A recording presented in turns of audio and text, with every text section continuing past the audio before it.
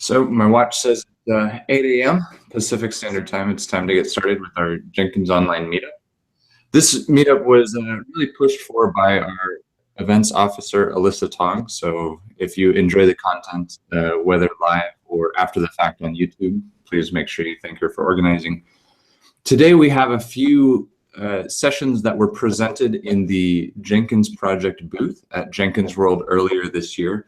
We have a few contributors from across the spectrum in the Jenkins project, including Mark Waite, who you most certainly have appreciated his work as he's the maintainer of the Git plugin. We have Keith Zantow, who works on the Blue Ocean project. Andrew Bayer, who's been a longtime community member, former board member, grumpy old man in general, who works on Declarative pipeline. Myself, I'm Tyler Croy. I work on some of the Jenkins project infrastructure and do a lot of work with pipeline. We have Jesse as well, who is the maintainer of the pipeline plugin, including a lot of other great tools that are part of the Jenkins, I'd say the modern Jenkins ecosystem. And then Liam Newman, who works with me at CloudBees as a technical evangelist, working a lot on pipeline as well. And then finally, we'll close out with Alex Samai, who was one of the Google Summer of Code students that we hosted this year for the Google Summer of Code 2016. Who maintains and created the external workspace manager plugin. But in general, we've got a lot of good content. I'm sure we'll post the slides after the fact to the meetup page. And let's go ahead and get started with Mark. If you've got your screen presented, we can get started with that. Yeah, thanks, Tyler. So what you should see is Jenkins hints for large Git repositories. This is really a story about something you wish you didn't have to do. Large Git repositories are pretty commonly a sign of Git misuse.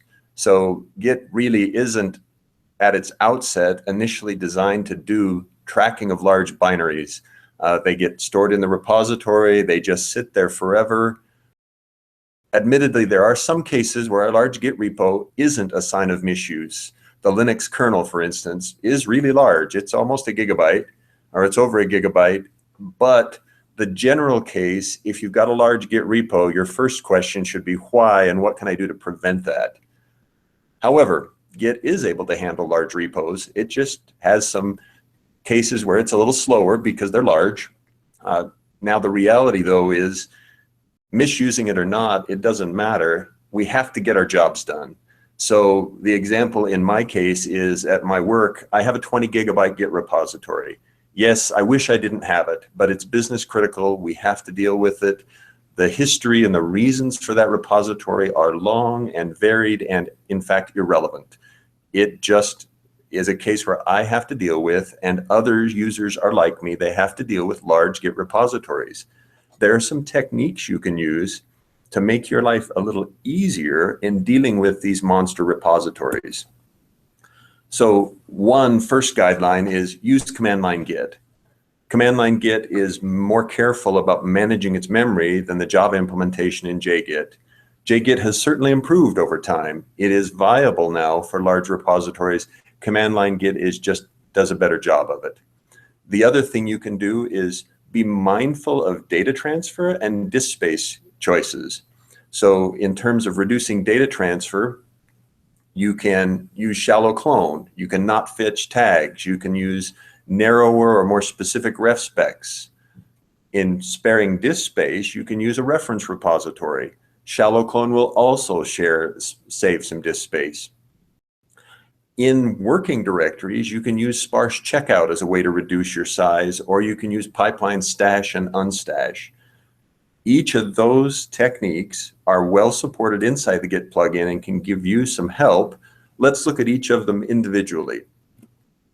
So a reference repository is a bare Git repository that can be used as a destination for pointers from other repositories. And all you do is you open up the advanced clone behavior section of the Git plugin configuration on your job, and on the line that says path of the reference repository, you enter the absolute path to that reference repository.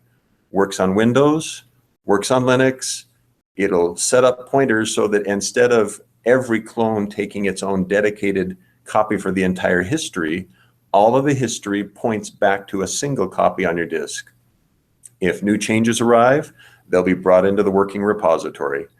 Works really well, has worked for years really well. So reference repository is a good way to save some space. Shallow clone allows you to limit the amount of history you bring into the current repository. That limitation on the total amount of history is done by it asking the remote server for only a certain number of commits, the number you specified. And again, that's an advanced clone behavior. You check the shallow clone checkbox, and then you tell it the depth. Choose small numbers there. If you start getting into double digits for the clone depth, its utility drops significantly because it starts copying more and more data. If you need the full history, just get the full history and use a reference repository. If you don't need full history, shallow clone is a good way to reduce some of your disk space use. Now, if you're running an old operating system, for instance, Red Hat 7, or an old Git version, Red Hat 7, CentOS 6, SUSE, where they've got older Git implementations, you may have to update your Git version, your command line Git version, for support of push from a shallow clone. Most of the Git versions out there now already support pull. Push was only added in Git 1.9. Another way to save space, don't fetch tags. Okay, tags create references, and when those references are needed, the reference data will be copied. So if you uncheck the checkbox or check the checkbox which says do not fetch tags, you can reduce the amount of data you transfer from your Git server to your working directory. Another way to reduce space is narrow the ref specs. Now this is a little more complicated. You'll need to read the online help that's available next to the ref spec field. It gives you some suggestions. The typical technique is, if you're working with a single branch, you modify your ref spec so that it only asks for the references for that single branch. That will then let the Git server only send you the references for things that are in the history of that branch. Now, in order to keep compatibility with previous behaviors, you have to choose that checkbox on a ref spec on initial clone. That checkbox is intentionally unchecked by default because there are some use cases in the Git plugins general use model where honoring the ref spec on initial clone will break the use case. So you've got to make the explicit choice to say, I'm going to narrow what I want to use, what I want to retrieve, and then you check the checkbox on a ref spec on initial clone. So other ways to reduce size of your repository, if you use sparse checkout, this is for those cases where you have a large repository, but your operation you're going to perform in your Jenkins job only needs a subset of the working tree. So in my case, for instance, if I only need the SRC directory and none of the other directories, I can do a sparse checkout of the path SRC and ignore everybody else's directories that are in my repository. If you're stuck with a repository that has a bunch of big binaries hiding in a bin directory, you can exclude that, or rather list that as a not for that file, that directory. With those sparse checkouts, you get the tree, and you can even exclude and include on a per file basis. Now, another technique for small chunks of data is you could use pipeline stash and unstash capability. If you're working with a large repository and you need a tiny piece of it on many different agents, you could check out the large repository, stash the little subtree you need in your pipeline job, and then unstash it elsewhere. That saves you the time of doing a full clone onto every one of your agents. Now, should warn you there that does require that some data transfer goes through the master node. So you're trading performance by bringing data through the master node. Be sure that you're not overwhelming your master node with what you're copying.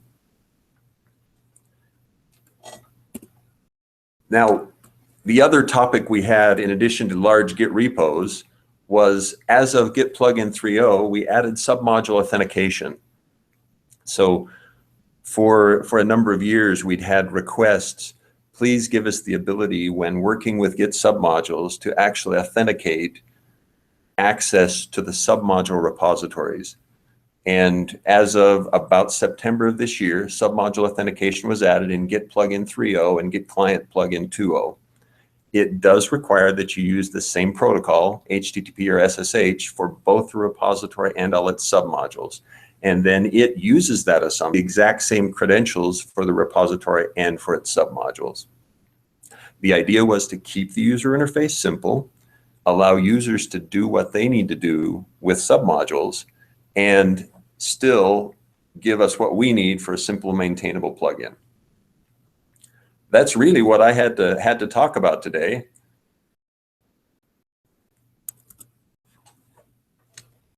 Questions from the Hangout? So at this time, Mark, there's no questions. Great. Then I propose, Alyssa, let's go on to the next group. Let's go on to the next presenter. Great.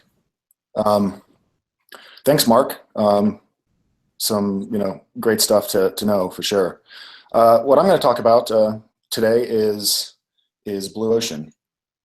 And I think a lot of people are familiar with it at this point. But just to kind of recap a bit what we're doing. So my name is Keith Zanto, and I'm on the Blue Ocean team. And I've been involved with this project for some time, helping define what Blue Ocean is and also implementing it.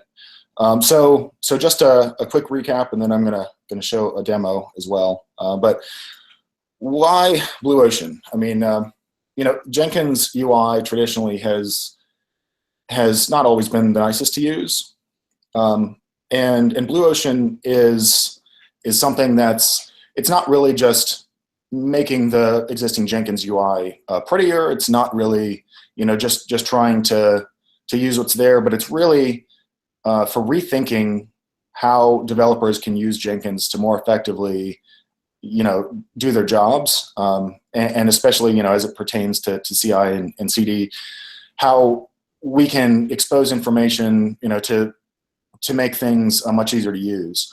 And additionally, how we can make Jenkins align with modern workflows. So things like using Git, using branches, and a modern workflow. Let's say that's using pull requests, for example, and all this stuff is really enabled by the feature set that Pipeline brings. But really, because of that, Blue Ocean is here to kind of bring Pipeline as a first-class citizen in Jenkins, and more importantly, make Jenkins a pleasure to use. Whether it's Pipeline or anything else, really the main thing is to make Jenkins as easy as possible for people to get their jobs done. So some of the things that Blue Ocean has, and some of these are the things that may have existed in Jenkins in one form or another, but these are kind of the foundations for how Blue Ocean aims to make things better. One of the things is personalization, and what that is basically bringing to the forefront of Jenkins the things that are pertinent to you. So what's in Blue Ocean today is a way of favoriting items of interest, which basically gives you a very easy way to build your own dashboard for the jobs, and in particular the branches and pull requests that you might be interested in seeing. It also gives you very quick access to the build results. So this is one of the things that I was kind of confused about, why it took longer than one click to get to a failure. And so that's one of the things that Blue Ocean, especially with the personalization, makes very easy to do. So the other thing is that we do have the Pipeline feature set, and it supports a bunch of different things, including parallel branches and stages and things. And the traditional Jenkins UI was difficult to visualize what the pipeline actually looked like, especially in terms of parallel branches and things. So that was, one of the things that's most important, both during execution and after a run is completed, showing how the execution happened, across parallel branches, as well as showing specifically at which stages fail. And that makes it very easy to navigate logs. And again, this is, if you've used Jenkins quite a bit, you know that that's one of the most important things to be able to do in order to figure out what's going on. And, with pipeline, sometimes logs are coming from different places, and it's just a way of making those easy to get to. Additionally, what we've been working on is a pipeline editor. And this is going to be coupled very closely with the declarative pipeline that I believe Andrew's going to talk about later. But the idea here is to lower the barrier of entry for people using pipeline. So, even if you don't necessarily want to go and write scripts, you still can use the features, the resiliency and other things, with pipeline. And the idea is to support editing pipelines, as well as Jenkins sort of supports freestyle builds and everything else that came before. And just really quick, so there's some ways you can get more information on this. You can try out the beta of Blue Ocean. It's in the Update Center now. There are people using it and reporting issues. And of course, it's the way to do that is just the normal Jenkins issue tracker. There's a Blue Ocean component. But also we're using it ourselves to build Blue Ocean. So we're eating our own dog food, so to speak. And you can certainly go and check it out there. And a couple of different repositories of you might be interested in if you're a developer or whatnot, the Blue Ocean plugin and the pipeline editor. So what does Blue Ocean look like? So here is kind of the basic Blue Ocean UI. So you'll see I have a kind of bare bones Jenkins instance here that has a few different things. It's got a freestyle project. It's got a project that has a bunch of pull requests that we use to kind of show how the failures and different things work, and another multi-branch demo which uses Docker to build things. So as I navigate this UI, it corresponds to the traditional UI pretty much the same way. There's a folder structure, but what Blue Ocean does is a little different, which is to bring forward again the things that are sort of pertinent to modern development. So things like branches and things like pull requests are made into first-class citizens. So you'll see if I've got this GitHub managed multi-branch project, I can go and look at the pull requests and the statuses there directly, or I can go look at the branches as well, and you'll see that there's a series of things that pass and fail, and that's sort of intentional on this particular project.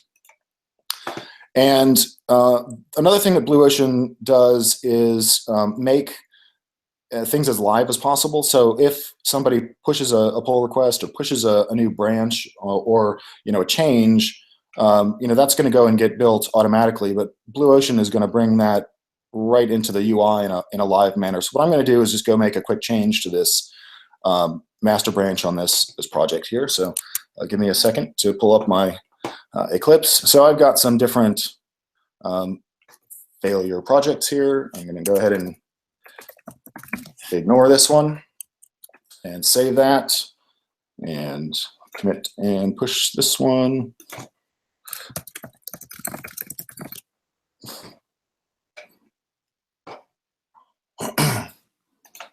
And I know you're all laughing at me for using Eclipse, but that's just what I do. So this is set up to poll in a 1 minute increment. It's not set up with the pull request or push notifications just because it's a local server, but we'll give that a minute to do its thing. Meanwhile, I'm just going to go ahead and navigate around. So you'll see that basically the way that this is set up is with Blue Ocean, you get a pipeline visualization up in the top, and you can click down to each of the stages. Now, if things are in parallel, they'll appear up and down, and I'll show you that in just a second. But you can also click to go to each of the logs immediately. Now, this particular one didn't actually fail in the middle of a step, so let's see.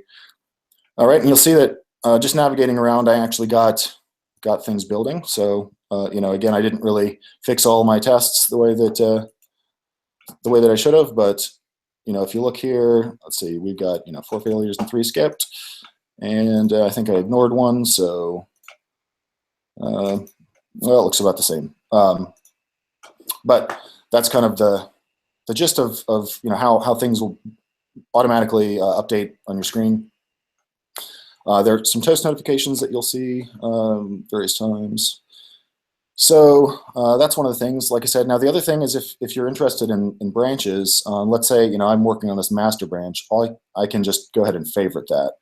And what that does is back on your dashboard, it'll put a card up on the top, which lets you very easily, run a build, rerun a build, and go directly to the set of changes, go directly to the run and the latest run. And so, in this case, this is just what I committed in there. And that's sort of what we see there. Now, the thing about this is that it does make it very easy for you to build a dashboard for yourself. So if I wanted to, let's see, favorite some different things here, maybe I'm interested in a couple of different branches. Then, again, it makes it a very easy way for you to get, whatever particular branches you're interested in right up there. Now, if they're building, you'll see things basically running right here. And so you'll see you can go and go right to the run. And in this particular build, it's building a parallel series of things, following steps. And you'll see that, basically I've got one failure here on the build OS X. And so that's, something that I can go and figure out how to fix that. But the thing is that you can also go directly to the failure. So if you click on from the card, you go directly to the failed log, and it automatically opens up. You'll see the failure node, which is incredibly useful to be able to navigate and not have to dig down through things to see them work.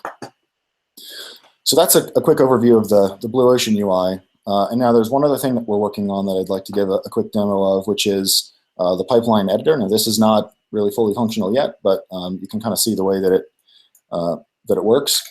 And so let's see, just go ahead and delete that stage here. So basically, what the way the pipeline editor works is that you can define parallel nodes across things. So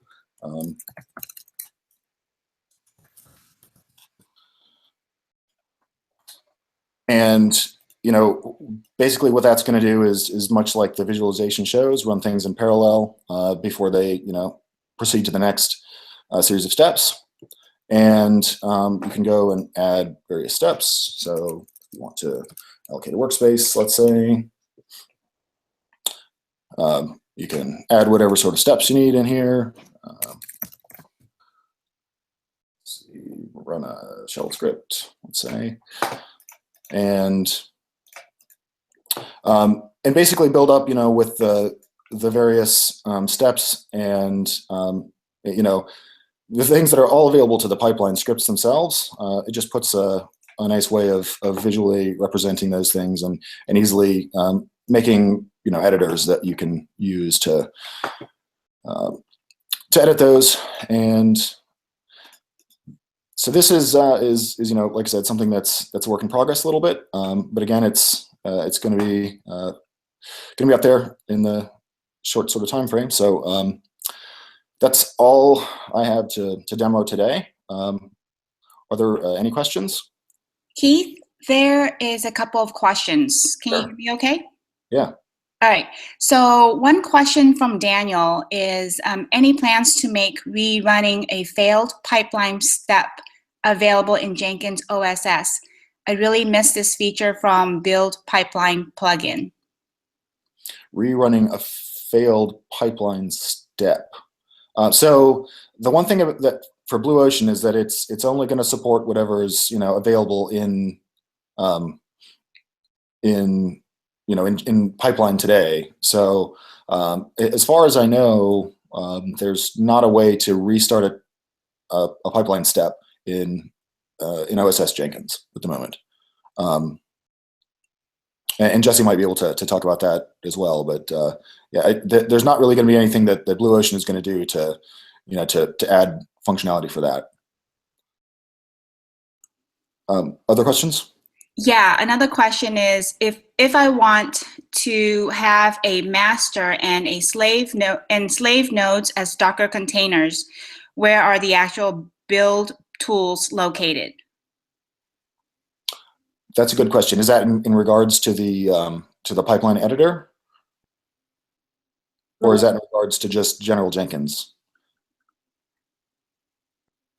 If I have no idea. If it's in regards to general Jenkins, right? Yeah, that's a separate question entirely, I think. Right. Yeah, the build tools are not in Blue Ocean at the moment, and so yeah, so I mean they're just in the normal Jenkins, Jenkins configuration, system configuration. So, other questions? We'll take another one. So a question from Tyler. Is the pipeline editor something end users should be testing on yet, or is it still too experimental? It is not really ready to be tested on, but you're more than welcome to check out the project and build it yourself. It's something that's actively being worked on right now. So stay tuned. So Keith, I lied. One more question. Sure. Is it possible to switch back and forth between Blue Ocean and normal UI on a per user basis? So right now, Blue Ocean is just a particular URL that's available in Jenkins. So any user can use either one at any time. There's not really anything that's making it take over the normal UI. You'll see that we've got a /blue. So if you look at the normal Jenkins, you have if you install the Blue Ocean plugin, there's a button to open Blue Ocean, and it just opens the Blue Ocean UI. So they're available independently. Okay, thanks, Keith. Sure thing. Thanks a lot.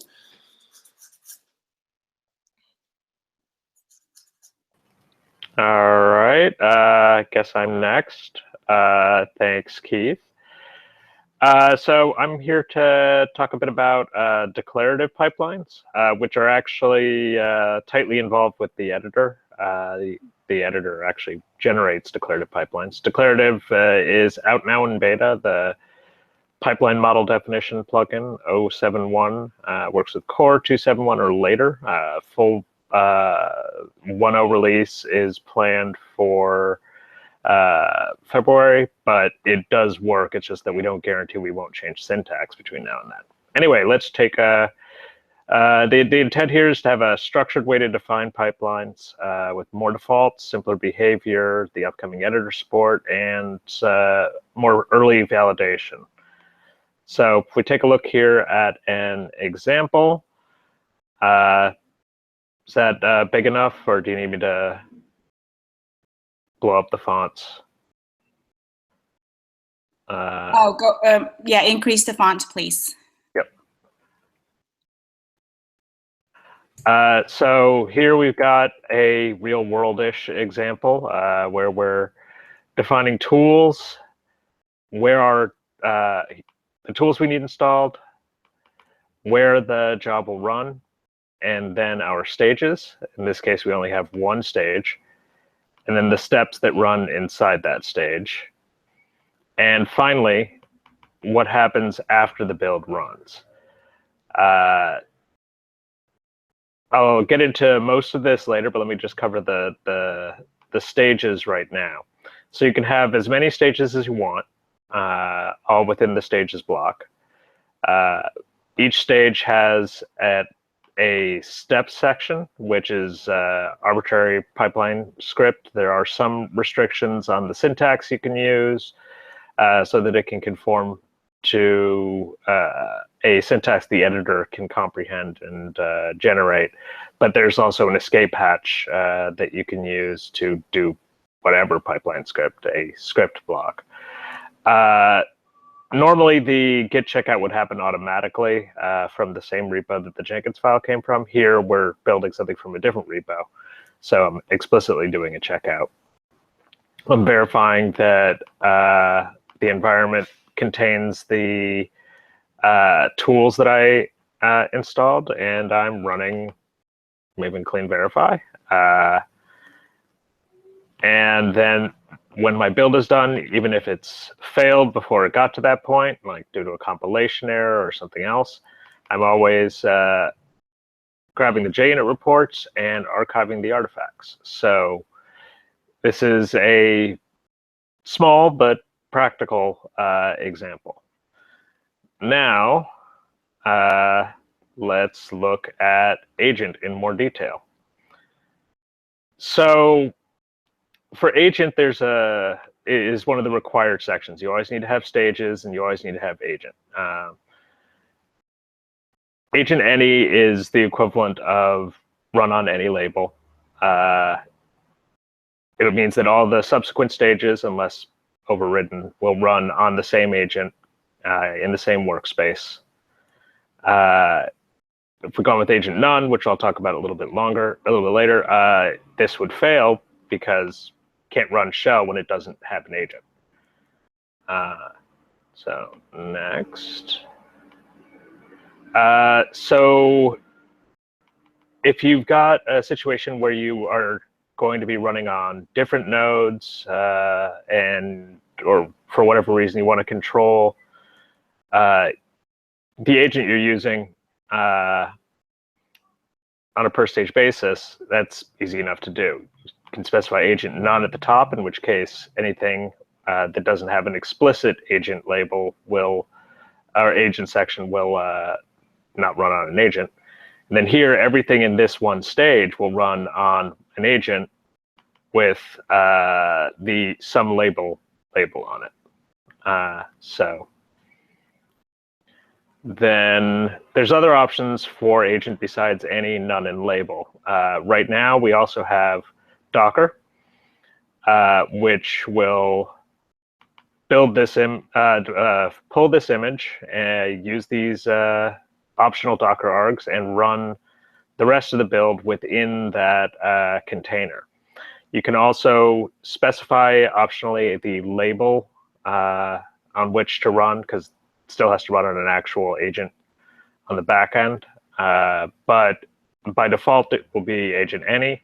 And you can also configure a default on both a global and per folder level. In addition, we've got the ability to do the same kind of thing, but with Docker files.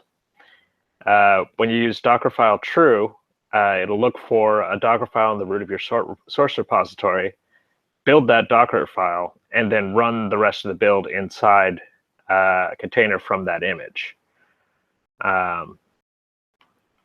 And if you specify something other than true, like here dockerfile.alternate, it will use that alternate file instead of Docker files, so that you can have multiple files for different builds, etc. And I looked at, I mentioned Post earlier, so let's take a look at that in more detail. Post works both at the top level, in which case it's stuff that's evaluated at the end of the entire build, or in an individual stage alongside the steps block, in which case it will be evaluated at the end of that stage. When we get to Post, it will evaluate the build status against the conditions that you've specified. Here I've got always, meaning always run, success, meaning only run if we're successful, and failure, strangely enough, meaning only run if we're failed. There's also unstable and changed if the build status is changed, currently implemented, but this is an extension point, so more can be added. If the build condition is satisfied, it will then run the block. So you can do mail notifications here, or Slack notifications, or cleanup if you've got failures, or deploy, or whatever it is you need to do. And again, that can run both post full build or post an individual stage. Now, looking at the ability to specify parameters, build triggers, and job properties. So kind of does what it says on the tin. It's up at the top level. You can specify the parameters with their default value, description, and name. The method name here is coming from the symbols that are on the parameter definitions, and so some of those are changed in more recent cores, but you'll get, as I mentioned before, we've got validation. So if you put in an invalid parameter type, you'll end up getting an error saying, hey, I don't know what that parameter type is. Here are the possible parameter types. I'll show the validation from the CLI later, but it also runs at the beginning of the build before it actually executes anything. For triggers, it's a similar thing. Right now, cron and upstream are the only ones that work on the on versions of Jenkins earlier than 2.22. After that, POL-SCM also works. And job properties, which these two are probably the ones you're going to run into most often. Build discarder, which is what controls rotating the builds to keep only so many or for only so long, and disabling concurrent builds. And again, this is all gets validated, as I will get into it a bit later. Something that is noteworthy is that, yes, you can use parallel within your stages. However, you can only do, if you have a parallel in your steps block, you can't have anything outside the parallel in that steps block. So a stage can either be a one list of steps or a parallel block. We got some ideas that may come in the future that could add some other interesting possibilities in terms of parallelizing across stages, but we're not there yet. And the syntax for parallel is basically the same as it is anywhere else you've seen it. And oh God, that indentation is terrible. Let's look at environment, which is, well, something, again, you could specify at the top level. And at the per stage level, in which case it would override anything that's specified earlier. So here we've got specifying environment variable foo. In this first run, foo would end up being baz, but in the second stage, it would end up being bar because we overrode it. There's some other magic with environment and credentials that I'm not going to bother getting into now, but it's nice. Another interesting use case you may run into is that you don't want to run a stage unless a condition is met. And right now, what our solution is for that is when, which takes a block of pipeline script that should return a Boolean, either true or false. And so if it returns true, it will continue and run the contents of that stage. If it returns false, that stage's contents will not be executed. We're still working on when on the exact syntax. It's already out there in the wild, but we're getting feedback and getting a better sense of what might need to be tweaked there. So, Hey, Andrew. Yep. There's a question that came in for you. And the question is, are post-build cases run in a fixed order or in the order they are defined? They are run in a fixed order. Always is evaluated first, then changed, and then the actual build statuses. And since it can only be one of success, failure, or unstable, the order does not actually, I forget what the order is among those three in terms of the evaluation, but it doesn't matter since only one of them can be true. All right, well, you can go on. That's the only question that, let me see, hold on, there's other questions. Oh, how is when stage displayed in the UI as skipped? That's something that is yet to land in Blue Ocean, but should pretty soon. It was waiting on the 0.7 declarative release, but Blue Ocean will be visualizing skipped due to failure and skipped due to when, because we actually still technically execute all the stages so that we have a consistent graph. But it will properly visualize those in a distinctive manner. But I don't know exactly what that'll look like because I haven't actually looked at that UI. But it's not in Blue Ocean quite yet. Will be soon. Realize that I probably should also mention that you actually can explicitly supply the label that you want to run on. So here we're, again, overriding the top level agent and saying, hey, agent label, and run on some arbitrary label. And tools, which I mentioned before. So again, this does not work with Docker because the Jenkins tool installations does not work with the within Docker stuff. So this will only work when you're running on a bare agent. But here I can specify the name of one of the tool types. Again, if you put in an invalid one, you'll get a validation error saying here are the available ones. Then I put the version string we've configured when we set up Maven in the Jenkins Global Tools configuration. And it will now automatically install Maven and put it in the path. And now, let me switch which I'm sharing. Let me show you what the validation looks like a bit. So this actually just landed. Wrong thing.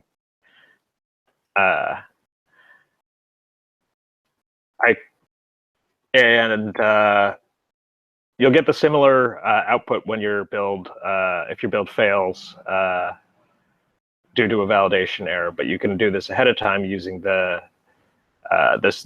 SSH CLI. So here, let's take a look at the first demo and make sure it actually is valid. Cool, it's valid. That's good, because if it wasn't, I'd be really disturbed. Now, if we look at Andrew, yep, could you please increase the font there? How's that size? That's as big as I think I can get it. I'm not able to see anything. Okay. Yeah, I think that's better.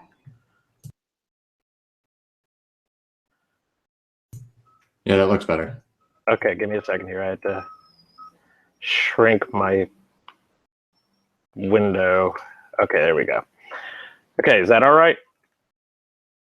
Can y'all see this? Yeah, it's much better. All right. So now let's take a look at what happens when there's a failure. So this first case, which tells us that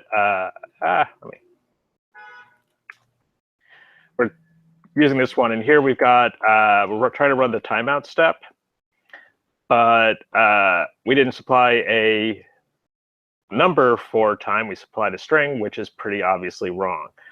So when we ran the validation, we got an error that said the line where the error was, the column, and why it was wrong, that we were expecting an int for that parameter, but instead, no, gibberish.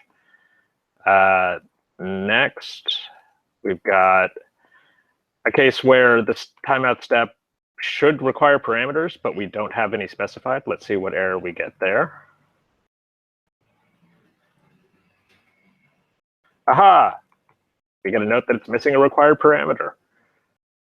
Next. As I mentioned, you were required to have the stages block and the agent. You need those two. All the other sections are optional. But so what happens if you don't have the agent specified? Aha, it tells us what we did wrong. Yay. And let's see here. The last one is that we also do require that you actually have stages in your stages. So we'll just see what error that spits out. Tells us we have got no stages specified. Now, there's obviously a lot more errors that can be reported that I'm not showing here because, well, time. But we work hard to make sure that we've got useful, meaningful validation and that it catches as many errors before you run, before the build gets going, rather than having to wait and discover, oh, I had a syntax error or the wrong parameter type like 3 levels down in the build, so I ran most of the build before I found that I should have had arguments where I didn't. So that's something that that I'm really happy with and that I'm hoping will be helpful for you. All right, any other questions?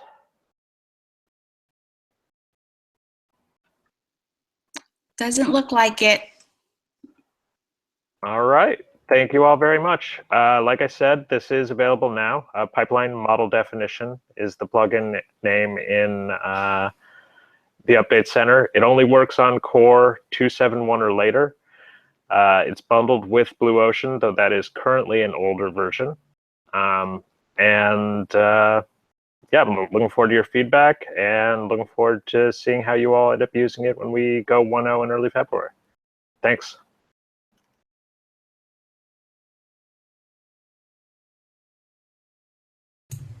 All right, thanks, Andrew. I'm gonna do a couple of presentations now because I volunteered at Jenkins World to do 2 demos, so I'm gonna do 2 demos back to back. The first thing that I wanted to talk about is using Docker within Pipeline, which, you know, when I first started working with Jenkins Pipeline, I didn't quite believe as much of the Docker hype.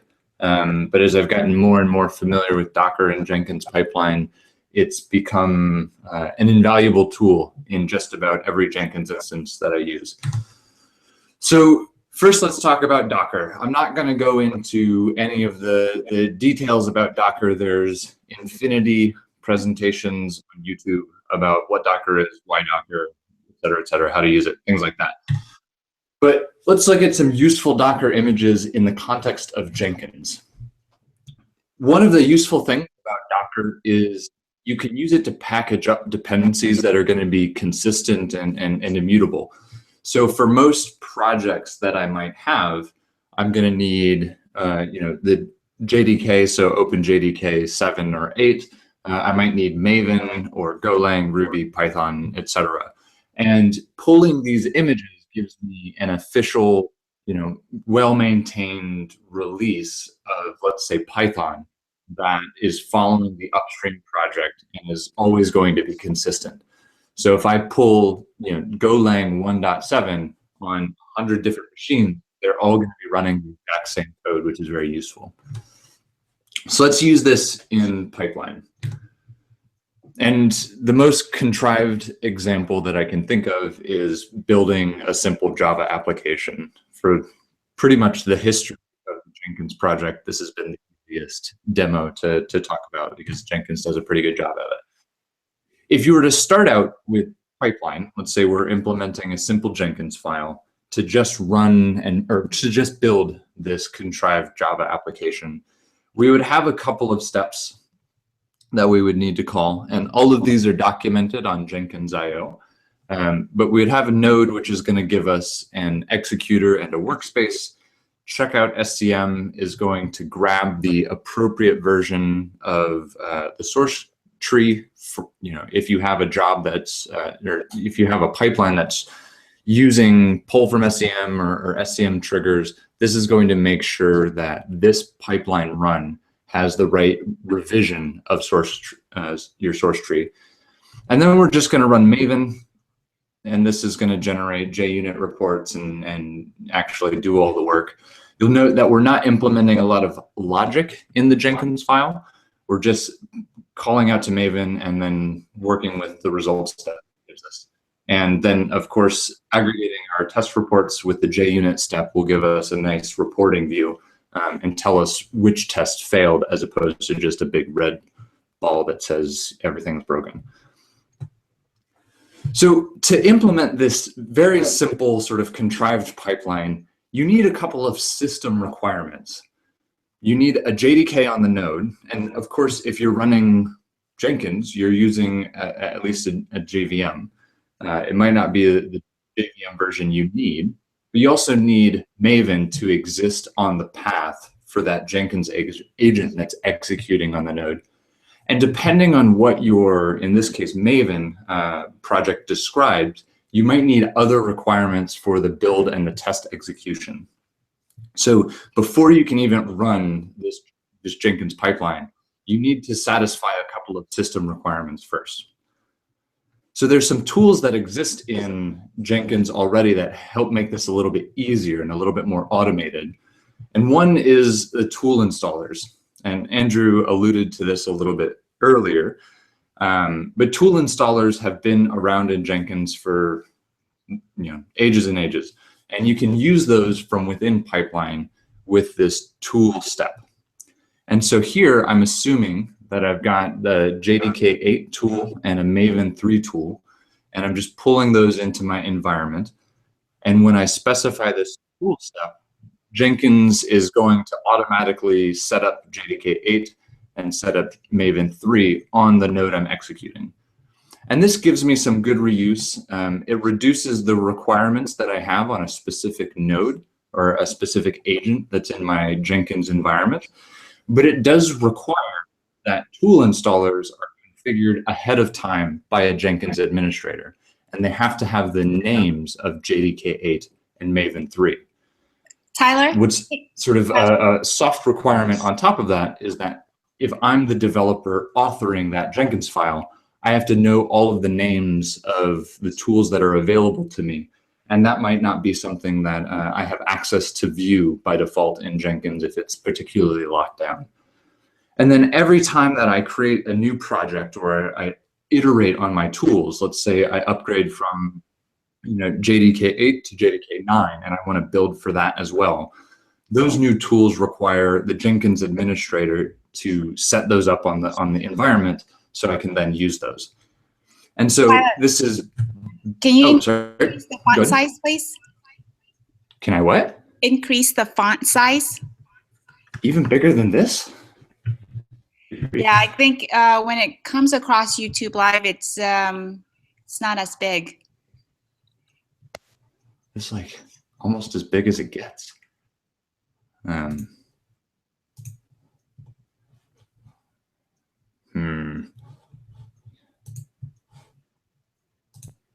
Make bigger.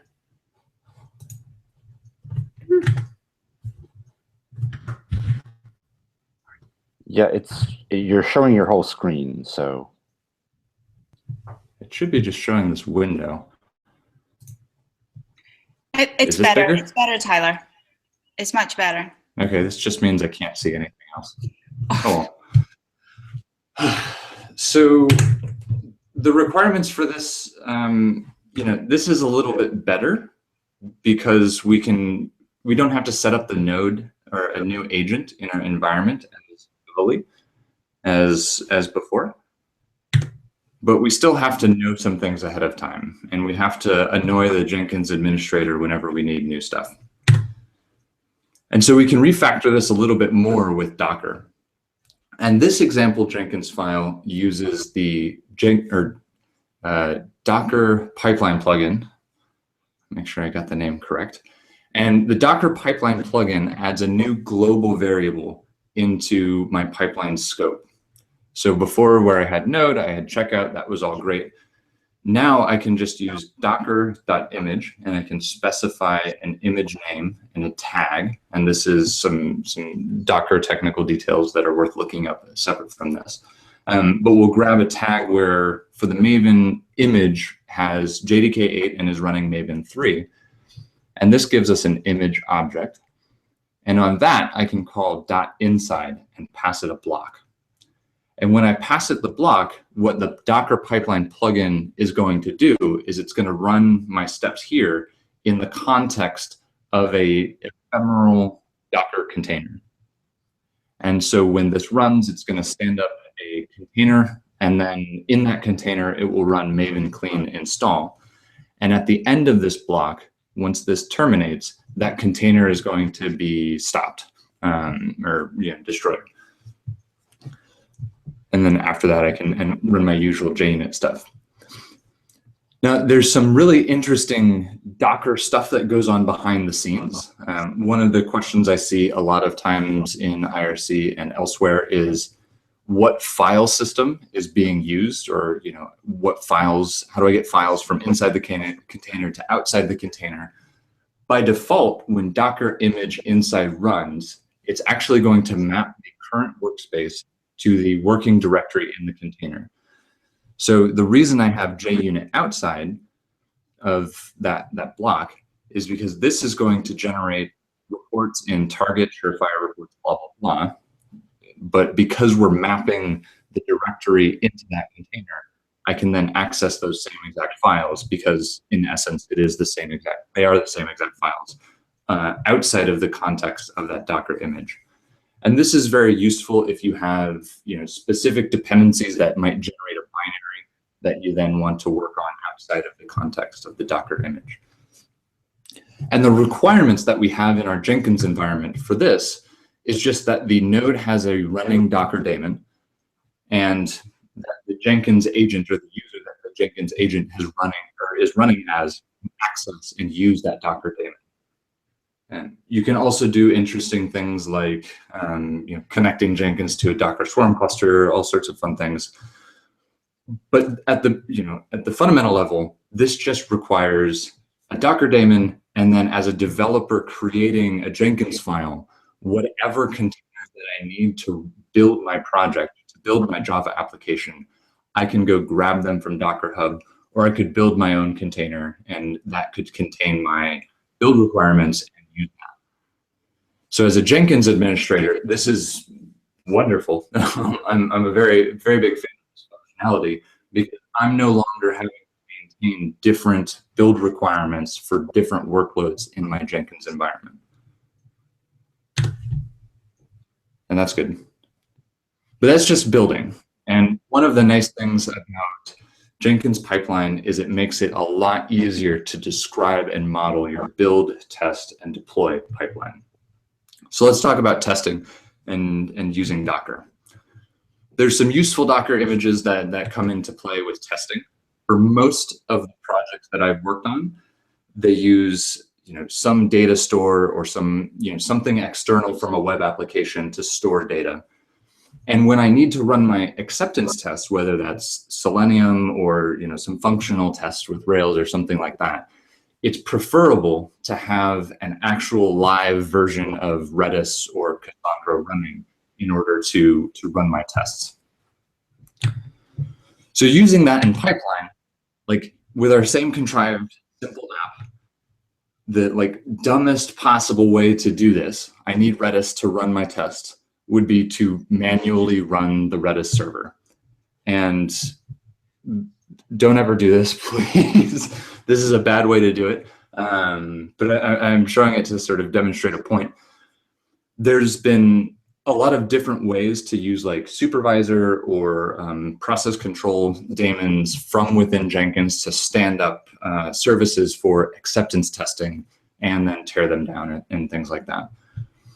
But in this case, I'm just expecting in my Maven test target that a Redis server is running and then running my tests. And this has a lot of system requirements, as you might expect. It's the most painful. It requires that Redis is installed on the node.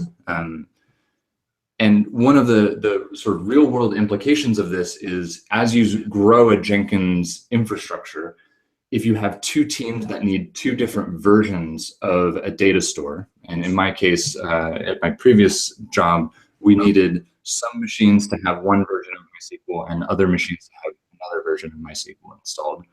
And so you have to sort of change your Jenkins environment to handle these application version dependencies. And then you've got to manage the upgrades of them and labeling and all of these things. And it can be very difficult to maintain and to grow with. So this is where Docker in pipeline comes in, and it becomes really, really useful. Building on the example before, we're going to reuse the Maven container, and we're still using the Docker pipeline plugin, but this time we're using the .withrun method. And when I use withrun, that gives me a block, and inside of this block, essentially, Redis is running in the background. And then when we get to the end of this withrun block, that Redis container will be terminated. And so I'm doing a little bit of a clever Docker usage here. I'm linking my inner container with my Redis container to make sure that I can use it. But this gives me a way to, as a developer, specify the container that I need that will have my data store technology, whether it's Redis or Memcache or MySQL, sort of run it out in the background, and then do whatever acceptance testing I need to do in the context of this withrun block. And the requirements for this approach are the same as before with Docker for the build stage. It's just an agent has to have a Docker daemon running, and the Jenkins user has to have access to it. So instead of me as a Jenkins administrator dictating what versions of applications are available for running acceptance tests or for doing more complex testing, the developer can just say, whatever service I need to run in the background, I'm just going to run that in a container with withrun, and then I can do whatever I need with that container. And at the end of it, I can just destroy it. And if you can imagine extrapolating a little bit further on this, if you build your own containers, you can also build your own containers to start with the appropriate test data or the appropriate schemas already defined, and really optimize the speed that you do your at which you can do your acceptance testing.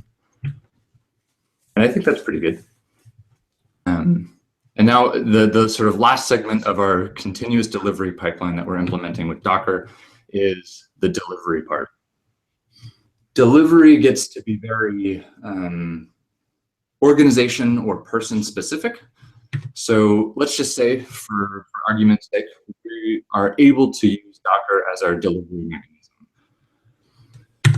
So there's some useful Docker images that come in here. You know, these would be useful images that you create. They would be, you know, your application, your backend application, your front end application, whatever. And we can start to use Jenkins pipeline to build and deploy these applications. So let's go back to our contrived Java application. The sort of original version of our release might look something like this. The real magic happens in trigger production deploy.sh. But this is kind of assuming that we build some artifacts and then we have some script that ships those artifacts off to wherever they need to go. Most deployment scripts that I've ever seen follow this sort of pattern. You know, something builds a thing, and then we have some bash scripting or Ruby scripting or, you know, Capistrano, Fabric, or whatever to actually execute the deployment. There's a couple of problems with this. The destination environment that you're going into, you sort of have to know your dependencies ahead of time. And that's, you know, to run my JDK or JVM-based application, I need to have the JVM on the target machine or machines. I might need Ruby to be installed. I might need Python to be installed, et cetera, et cetera, et cetera. And there's lots of tools that help you manage this, you know, Puppet, Chef, et cetera. But you have to sort of maintain these infrastructures in parallel. You might have your application, which needs, you know, Ruby 2.3 and all of, you know, the JVM and these other things, and that it needs that to run. And then you might have in a separate repository the Puppet or Chef to make sure your production machines have that in place. And because we're using just some sort of derpy shell scripting, the actual orchestration and the actual doing of things for that deployment are happening kind of outside of the scope of Jenkins, which reduces the utility of Jenkins as this sort of hub for the continuous delivery pipeline, that dashboard that everybody looks at for where code is in the delivery pipeline. So we can refactor this a little bit, and we'll use the Docker pipeline plugin again, of course, because that's kind of the theme of the presentation here. And this assumes that there's a Docker file in our source tree. And using the Docker pipeline plugin, we're building, we're giving it the tag of whatever our build ID is, and then we're going to push it to Docker Hub. And this is fairly simple. The benefit of this approach is that when I build this container, I can then use this container just like I was using it in the previous stages, the test stage and things like that. And whatever container I build, it's immutable. So if I run my tests against it and then ship that container to production, whether that's using Kubernetes or Swarm or Elastic Container Service, that same container is going to be running the exact same way because it's an immutable artifact that we can then work with. And so if I refactor this a little bit more, I'm actually going to build my container. I'm going to push a version of that. So after this line, image.push, Docker Hub or my configured registry is going to have initech/all1 as that version. I can then use the same tooling that I had before to run tests against that built container. So instead of saying I built an artifact, let's YOLO deploy it to production, I can here run the container and test that it actually does what I think it should do, whether this is using server spec or inspec or some other test suite to make sure that the application is behaving as it's supposed to behave in production. And then I can push that container as a new tag. And in this case, I'm just using the conventional latest tag, which is very common in Docker Hub, and then triggering my production deploy script. And instead of what I might have before, where production deploy does a whole bunch of nonsense orchestrating Puppet or driving a whole bunch of stuff, all this needs to do is say, go talk to Docker Swarm and deploy the latest tag of my Initech app, because I've tested it and it looks good, and so everything in production should be using that. And that sort of wraps up the continuous delivery pipeline using some of the Docker pipeline stuff and Jenkins.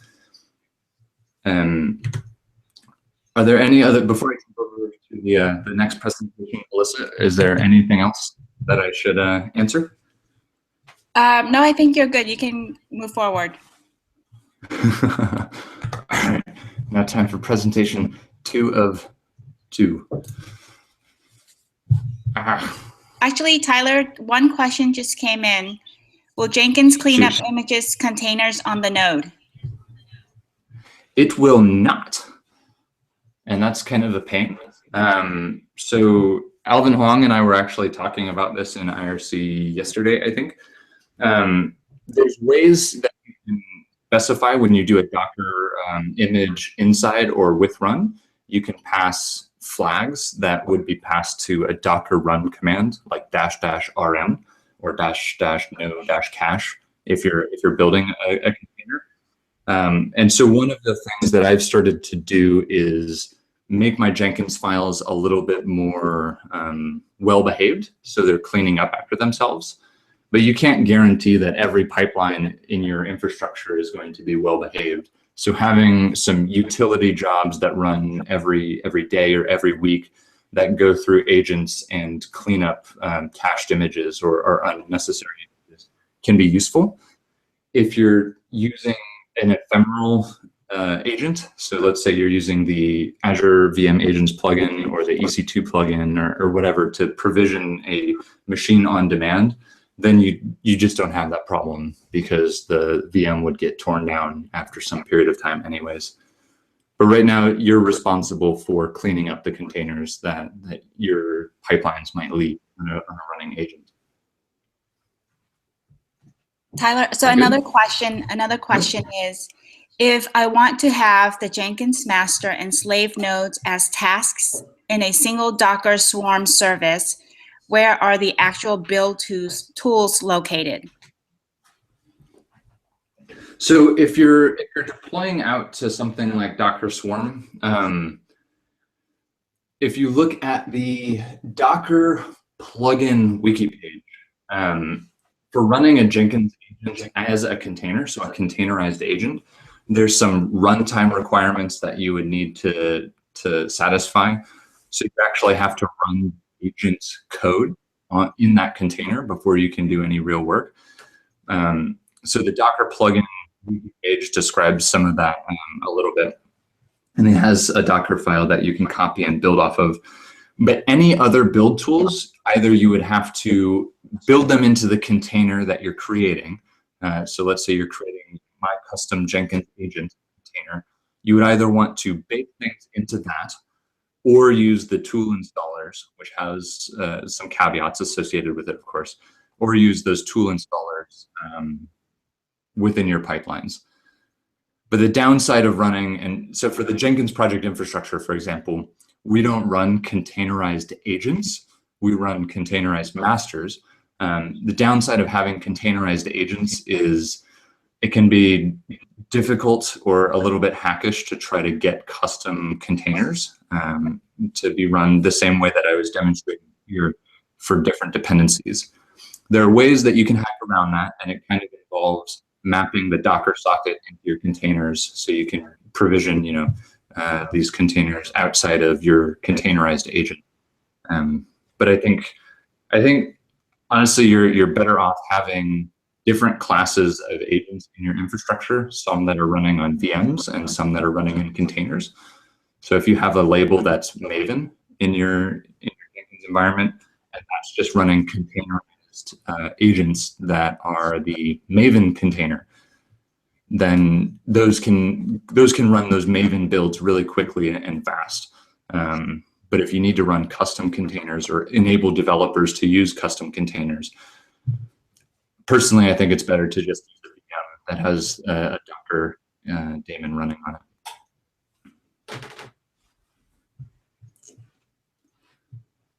That's it, Tyler. No more questions. All right. So one of the other things that I find people asking about, or is a pretty common discussion topic in the Jenkins channel or in the Jenkins users mailing list, is going from quote unquote freestyle pipelines to real Jenkins pipelines. And so in this little presentation, I wanted to highlight some patterns that I think work well for moving from the old way of defining, a build, test, deploy pipeline in Jenkins to using actual Jenkins pipeline.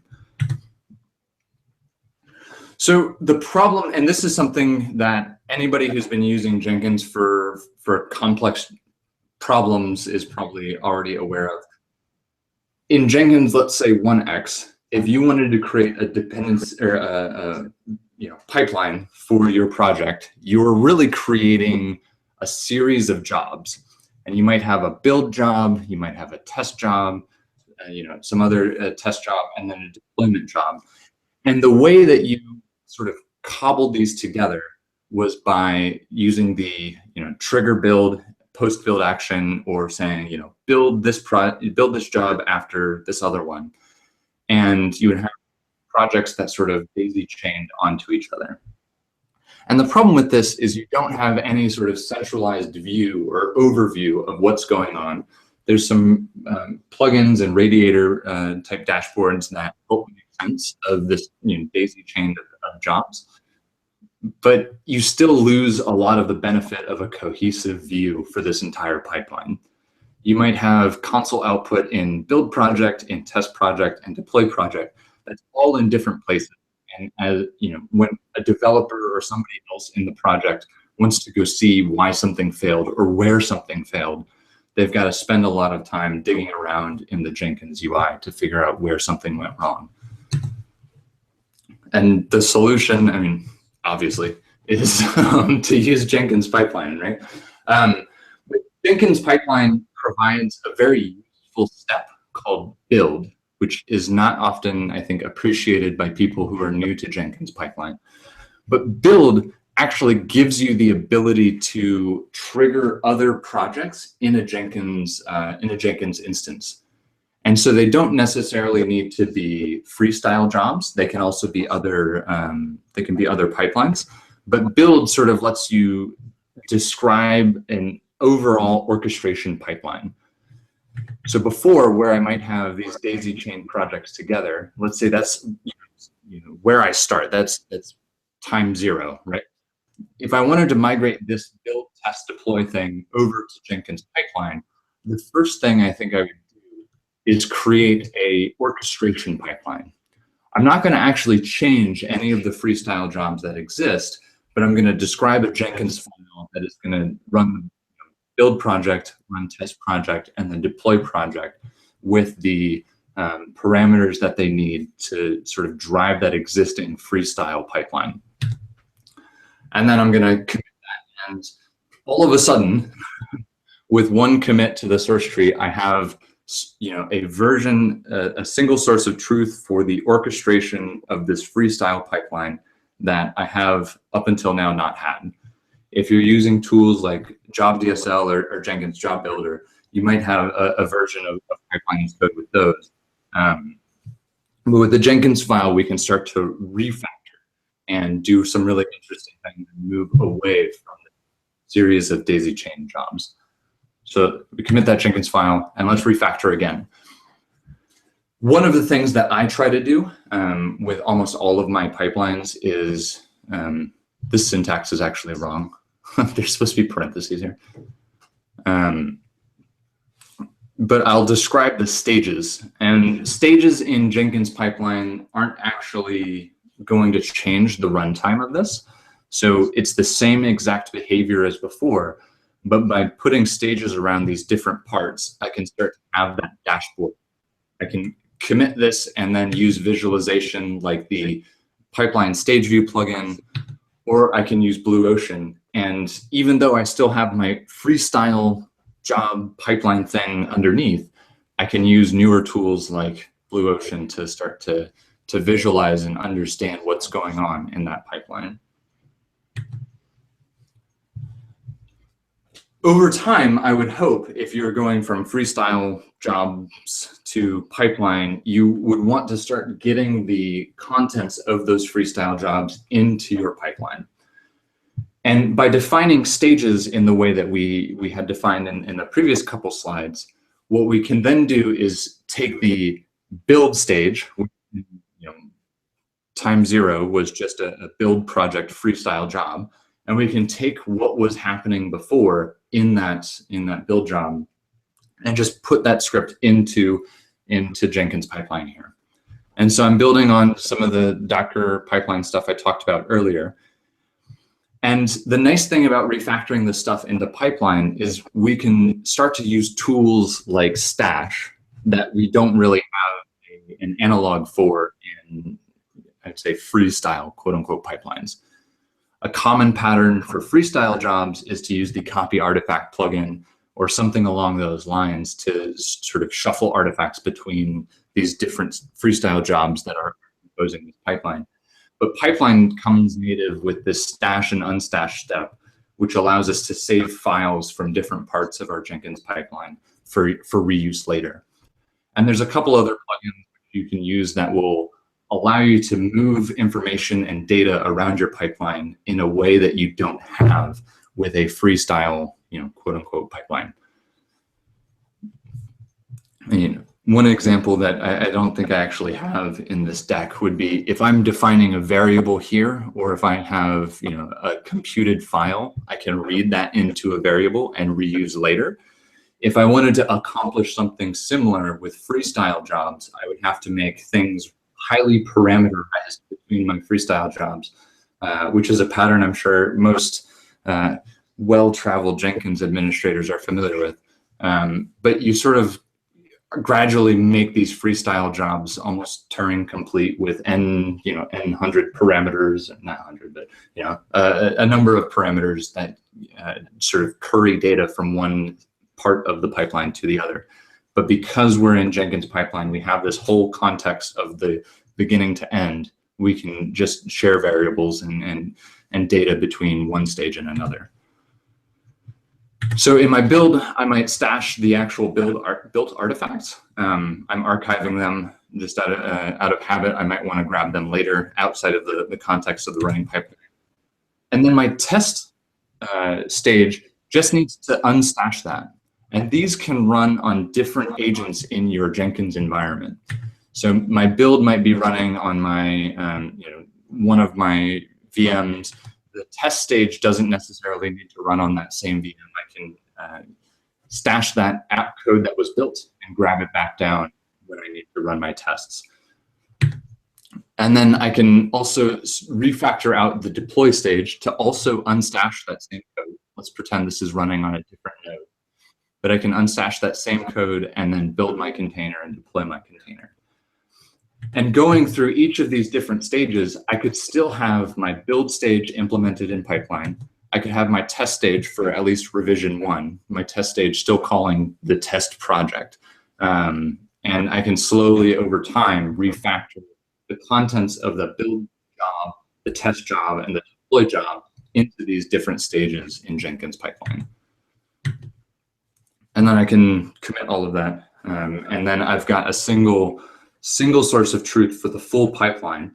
And the really great thing about having a single source of truth is also that anybody else in the project that comes in, whether they're a new hire or moving from a different team, it is self-evident what the build, test, and deploy pipeline looks like for this project. In my own personal experience, I've invariably ended up as the one person on the team that sort of knows how the Jenkins pipeline was set up. I just knew which jobs did what and how they triggered into each other. And by committing the full pipeline into our source tree, we now have record of when we changed things, why we changed things, and anybody else coming into the project can get started and make changes as necessary in a way that they couldn't before. So that's a high-level overview of going from freestyle, quote-unquote, pipelines to Jenkins pipeline. Alyssa, do you have any questions, or should I tee up the next speaker? We'll give it a minute in case questions come in, but there's been a lot of discussions on the IRC. If nothing else, I'm happy to be provocative. I'm sure Patrick is saying all of my suggestions are wrong. Don't do that.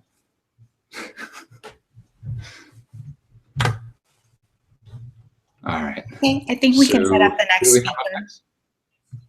I think we have Jesse next. Yes. And thank you for listening. Here is Jesse. All right, so today I would like to talk about libraries. So in a lot of the examples that we've been seeing today, the Jenkins file or the pipeline script that you're using is basically only a few lines of code, so there's not really much to separate into different sections or to reuse between jobs or something like that. But it can often happen that you have something that's pretty complicated that you might want to share across different jobs, and you don't want to have to be copying and pasting big chunks of code between jobs if you're defining complicated functions. I have an example that we'll be making use of. This sort of follows roughly the lines of the kinds of things Tyler was talking about in terms of going through some stages where we're doing a build and then we're tests against that application, which has been deployed to a temporary staging server. Then we're finally deploying it to production. So in this example, I have a bunch of places where I want to send something off to a server. In this particular demo, this is actually running on a local installation, so HTTP server. And so I have this block that says with deployment. So I'm going to take a temporary application ID, and I want to, and then I want to do some stuff while that's deployed. And here I have a particular that is going to refer to that temporary application. And then as soon as the block exits, I want to tear the application down. I'm using this in the section of this block. So first, so I'm going to run 2 sets of tests in parallel. So we'll try running that. If you see this start to run, so first it's doing some build parts, and then we'll just switch to a textual view so you can see the details that it's doing.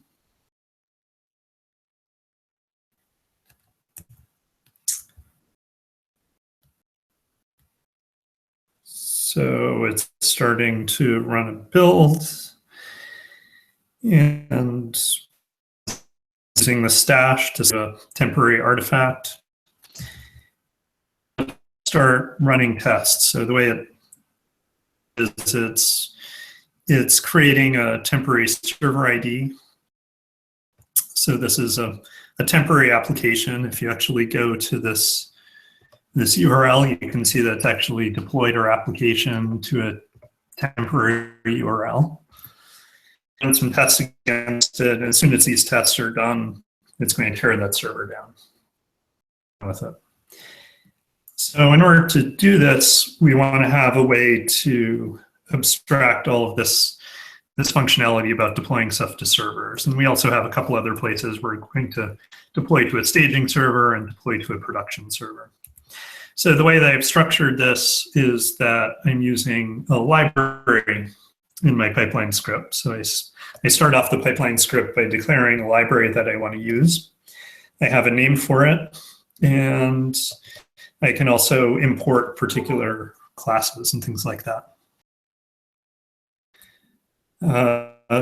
Here's some people saying that the audio is cutting out. Sorry about that.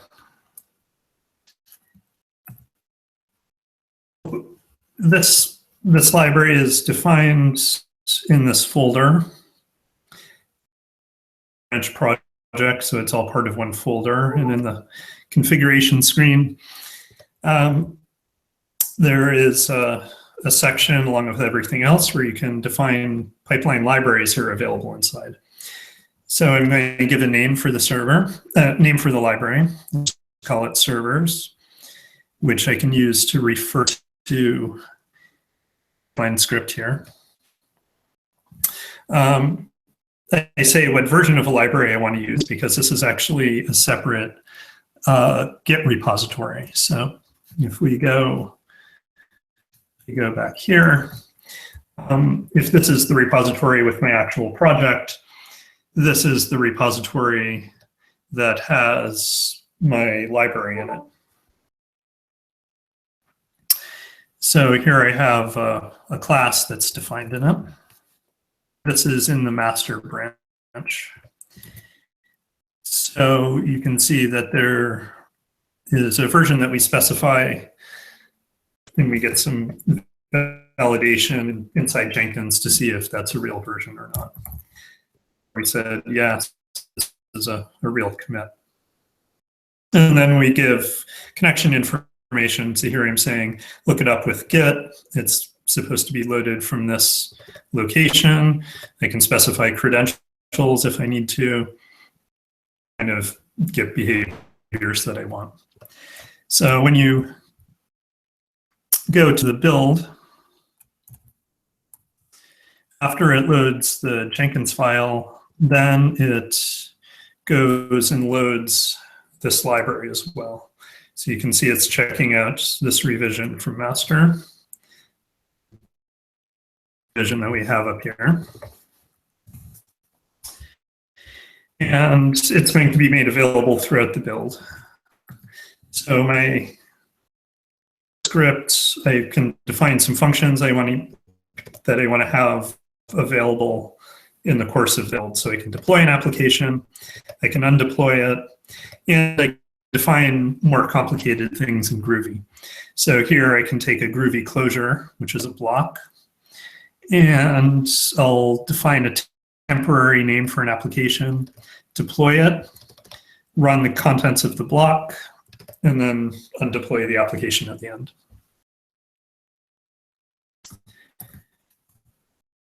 So we went through and we did a bunch of deployments and some tests, and you see at the end of the block for each parallel branch, it's undeploying that application for us automatically. I am also using another library in this job. So this time I'm configuring it from Manage Jenkins Configure System in the global configuration. This is a library, and these are automatically available to anything that's running in the system. And here I'll give this one a different name. This is also coming from a separate Git repository. So this time it's coming from a global library.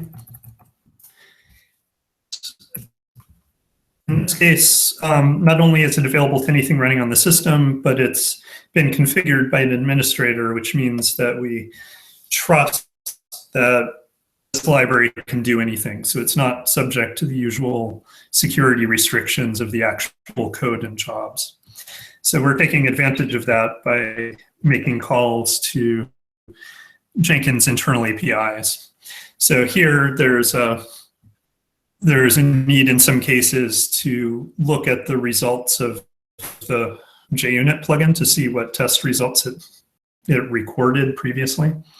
And we can get access to that information from the Jenkins APIs, but this isn't normally accessible to Jenkins files because this raw build is denied for security reasons.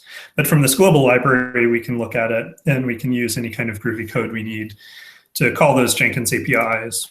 This is a get past tests method. So we can call those APIs in a simple form. So from my Jenkins file in repo,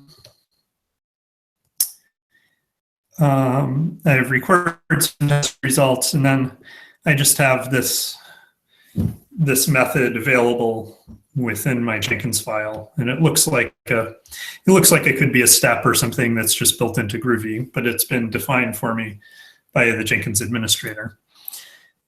You see that I've checked this box load implicitly. So this means that I did not have to ask for this. So the administrator said this library is just going to be predefined for everyone running any pipeline job on the system. The administrator can also say that they're only allowed to use the current master version. If you do that, then they can pick a different version of the library if they want to pin their job to using a particular known good version of the library. They're allowed to do that. So when you run this, then we get some information back about the different test cases that passed or failed or skipped within this build. So you can take further decisions based on those. So instead of having the whole build stop as soon as you have a test failure, you could check to see if it's more than 10% of the test failed, then do something different than you normally would, etc. So that was a fairly simple example of a global library that's doing some trusted code. Another thing you can do is use this grape system that's built into Groovy, and you can actually run any kind of code that's out there. No, I'm not using the evil Maven job type here. Maven in a way, but so this grape demo, this is not included in the live demo, but this is something you can browse offline. here, as part of a global library, I'm saying that we want to pick up the following artifact. And this is a Java library that you can get on the Maven Central repository. So when you run this code, it's actually going to download this jar file onto your Jenkins master if it's not already there, and make everything that's inside that available for use by this global library. So if for some reason, it would be kind of strange, but if for some reason you wanted to be able to check whether a number is prime inside your build and you didn't want to have to write that from scratch, you can just use a standard utility method for it. And here we wrap up. So this global library, you can is loading, let's see, loading library test result at master. Yeah, so even though I didn't explicitly ask for it in this particular job, Jenkins is going to automatically load this library in every pipeline job that's running on the system for me. Below. And one other thing that is useful to look at is that you can, well, here, let's go and read on that. Oh, also, just a quick note about the global libraries is that if they're defining variables, they do show up after the first build under global variable reference for that job. Yeah, so you can see that we have this test result variable or function that gets available, and you can define some documentation with it. This just comes out of a text file that you keep of the variable. So one other interesting thing to note is that if you click the replay link, which is a pipeline feature for trying to build with a modified script, you not only get to modify the Jenkins file, but you get to modify any untrusted libraries that you loaded as well. I still haven't figured out a safe way to let only the right people replay trusted libraries. So for now, you can't do that. But say I wanted to put some sort of prefix onto my applications, rather than just a UUID, I wanted to start with TMP. And I can try making that change. So we'll get this change in effect. I've actually, should only take a minute, so let it go through the build part, and then you see that it's going and it's putting this TMP prefix. Oops, that scrolled up too much. It's putting this TMP prefix into my application. So now I have a different kind of URL for my temporary application. And if all of that works and I like what I see, to make this a permanent part of the library, I just need to go to the diff link, and then this shows you can apply to your library so that you can make this change permanent and try using it in other jobs as well. All right, so that's the end of a fixed presentation. I know I had a bunch of men on IRC, so.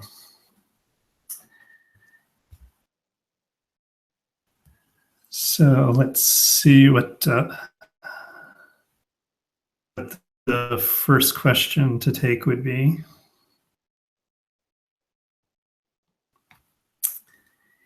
India is asking whether everything still needs to be non-CPS or serializable. Yeah, so this is a sort of an advanced topic in terms of libraries that are really defining any kind of pipeline script that deals with special values. So any pipeline libraries by default run the same way as any other pipeline script. So everything that they work with needs to be serializable. And if you pass in a reference to, let's go back to the if you pass in a reference to the script, then you can call pipeline steps from these functions by default. So it's just like functions that you kept in your main Jenkins file. But if that might deal with non-serializable objects like this raw build in this case, or this abstract test result action, any of this stuff, then you need to, then just like in a pipeline script, you need to encapsulate that in a safe block with this annotation. So the idea here is that this argument is serializable. It's the current build global variable. And this result is just a map to a list of strings. And so that's also safe to pass around. And yeah, Martin VA also asked about things using grab. So it's the same situation in this case. Is just taking an integer and returning a Boolean, so it's no problem. But if you needed to work with something that had some realizable types in some library, then yes, you would need to wrap it in a non-CPS block. So that's a good reason why you would actually define a global library that uses grab, is to provide a pipeline safe version of some kind of functionality. Any other questions that came in from this, Alyssa? Not, I don't think so, Jesse. Okay. Sorry, there was, oh no, it was an earlier question. Okay, I think that's all. Thank you.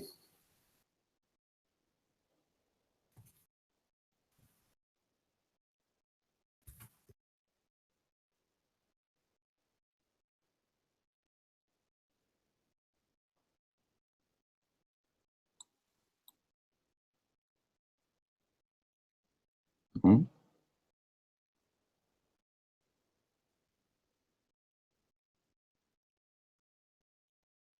Hmm.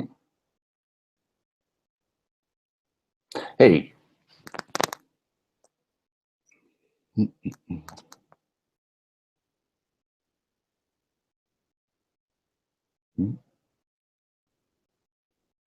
Ha. Okay. Thanks, Jesse. Sorry, I was just, everything went quiet. Oh, I am in the room. Okay. So I'm going to be talking about adding notifications to pipelines. And so here we have my basic pipeline that I've set up against a project called Herman. Let's take a look at that real quick. I'm going to use the replay to show you what I already did. This is what I actually ran just a minute ago in pipeline. So here we have your basic properties to rotate out the logs. I've added a stage called build, checked out a node, checked out SCM, and run a few shell scripts, archived the result, published an HTML report. Ah, yes, text bigger, I can do that. And oh, geez, really? Thanks, Wikipedia. That's about as big as I can make it.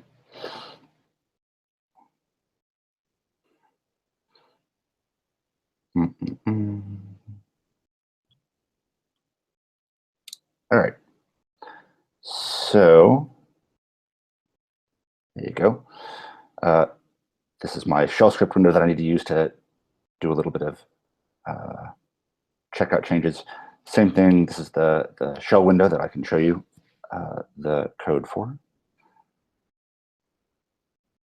So I'm going to move this along to next step in my demo here. And this is what we're going to add to our pipeline to start sending notifications to Slack, HipChat, and via email. Now, what I've done is created a method to and added it here at the start so that I can see, so I can actually just keep all of my notifications in one spot. I'm using the Slack send step, the HipChat send, and email ext. And the way that I went and figured these out, seeing as when I was starting, I didn't know what these looked like, was of course to use the snippet generator here. Sorry, my Jenkins instance is a little slow. There we go.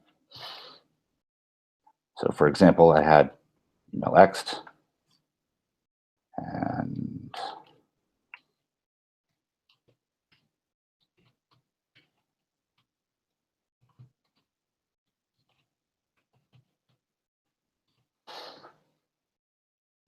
generated these, and that'll help. That's what I use to create these blocks.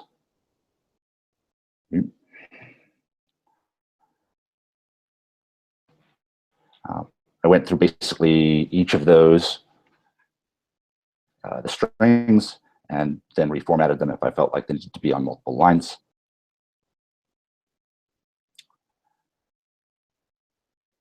So before I started this, I went through and added the pipeline plugins for these particular notifications, of course, and each of them has their own configuration, which I'm showing an example of here. If you were doing this yourself, you'd have your own SMTP server, your own HipChat, your own Slack, and these you would get to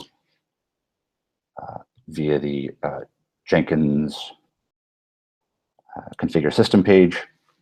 Scroll down and set all the values as you'd need to.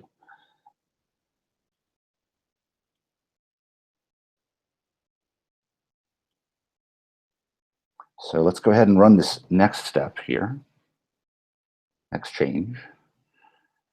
And what you'll see as this runs, I've added a notification for when the job starts. And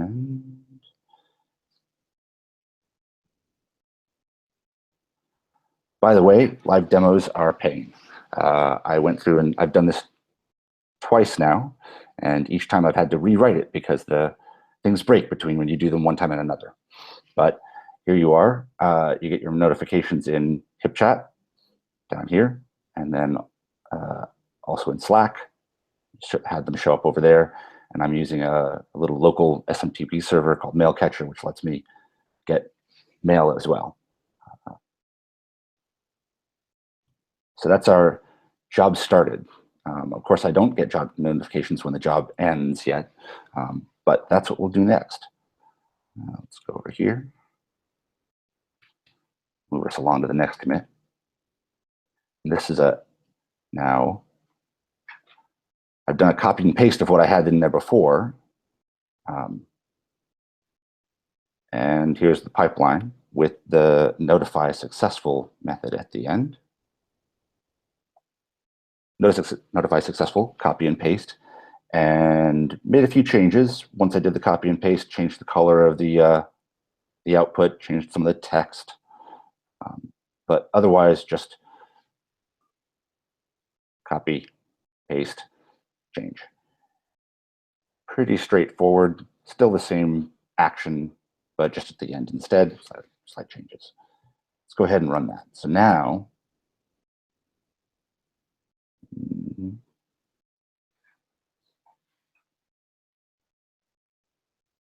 what we'll see as this spins up, goes and pulls the repository. Here's some notifications coming up on the corner of my screen.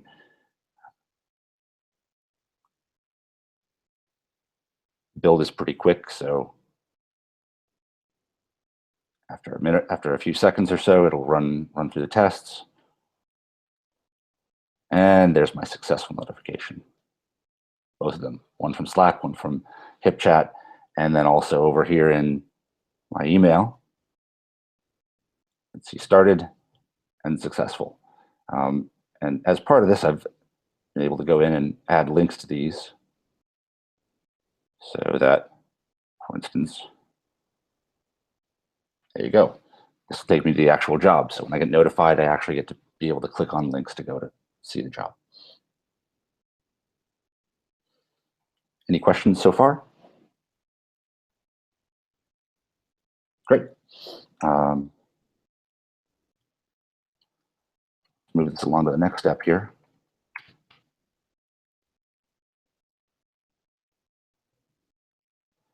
Once again, copy and paste is your friend. I went ahead and created a notify failed method. Same idea, slight color changes, slight text changes. And this one's just slightly more complex in adding it to the actual pipeline, in that I need to do a try catch block around what I already had in there. So here's my try. I notify started, notify successful if I get to the end. If at any point I fail, I catch the exception and set the result to failed, and then call notify failed. So if I run this, I will get no change to my behavior by default. Let's go ahead and do that though.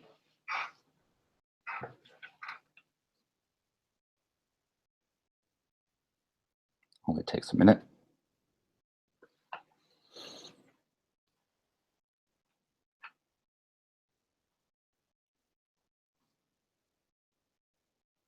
Yep, there we go. More notifications.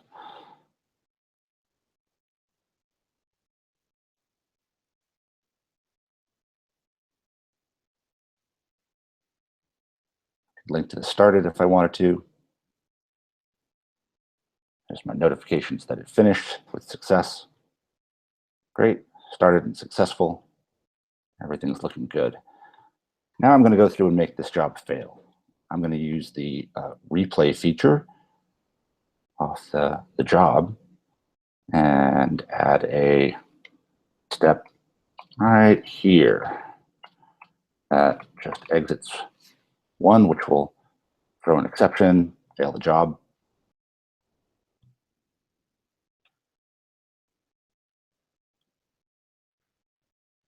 Here it is running. There's the started. Great. And there's the failed message. You can see the failure here. I get a failed message in Slack. I get a hip chat being a little slow. There we go. Here we go. Get a refreshed. Failed message here. Failed email. Fantastic. And go and analyze this if it were an actual failure. So one thing about this is this has been a lot of fun, but having 3 separate methods with basically the same code in them is probably not where you want to end up. So pipeline is now just like any other code, which you can refactor. I'll show you next. So we went from this bunch of copy and paste code here. Now I've created a notify build method, which goes in the same spots as the previous, almost the same spots, only now I added also using the finally block. No reason not to. It's standard and groovy here. So we have try, notify, build started, and finally notify build, and we're passing the result in there. And now we have the notify build method, which does a bunch of processing based on what the build status is, but it calls the same path through for all 3 notifications, so that makes sure that I get the same sort of all 3 notifications, no matter what the status is of the job. Let's take a look at that. And that should behave. This should behave no differently, just as you would expect with a refactoring.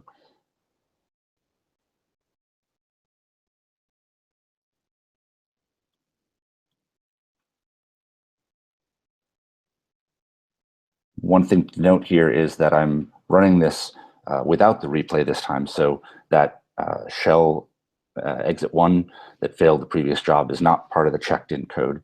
So we'll see a successful build.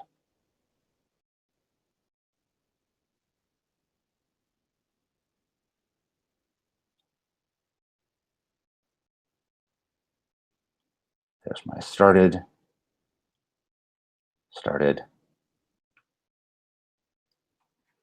and success. And just to be complete, we can always go in, replay this with, again, my custom change.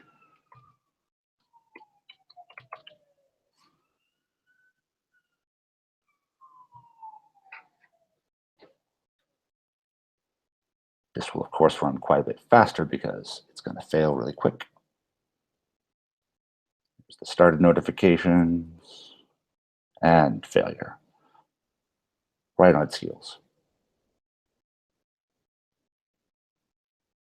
Now, if I wanted to, I can go look at that job, look at the console output. Oh, look there, I got a failure.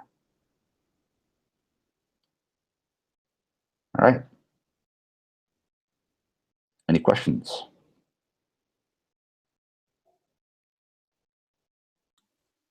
No question yet. All right. I wanted me to poke up a bit here that in the declarative land, you don't have to use try catch. Instead, you put stuff in post.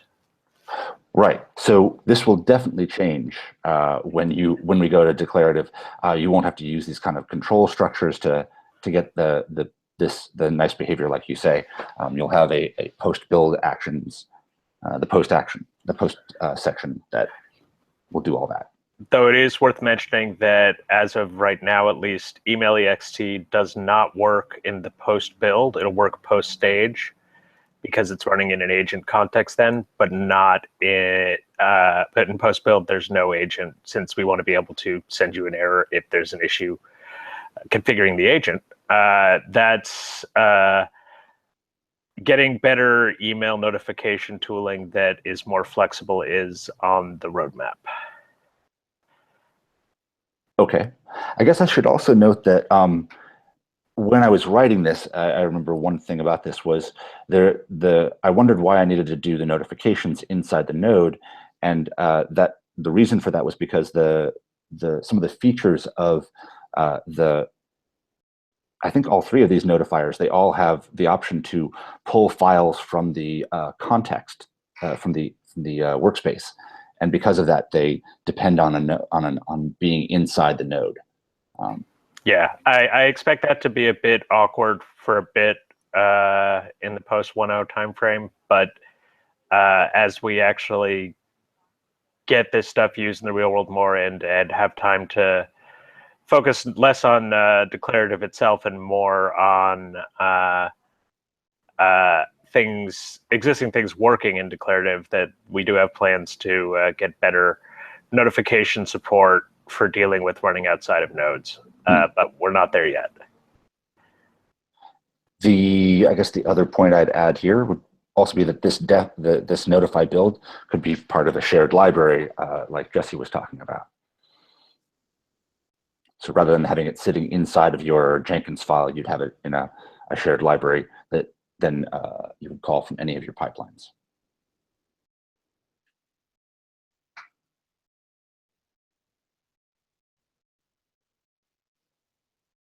All right. Thank you very much. Okay, so thanks, Liam. Now I'm gonna demo the external workspace manager plugin. So hello everyone, my name is Alexandru Șomai. So a few words about myself. I'm a Google Summer of Code student. Actually, this summer I was a Google Summer of Code student at Jenkins project.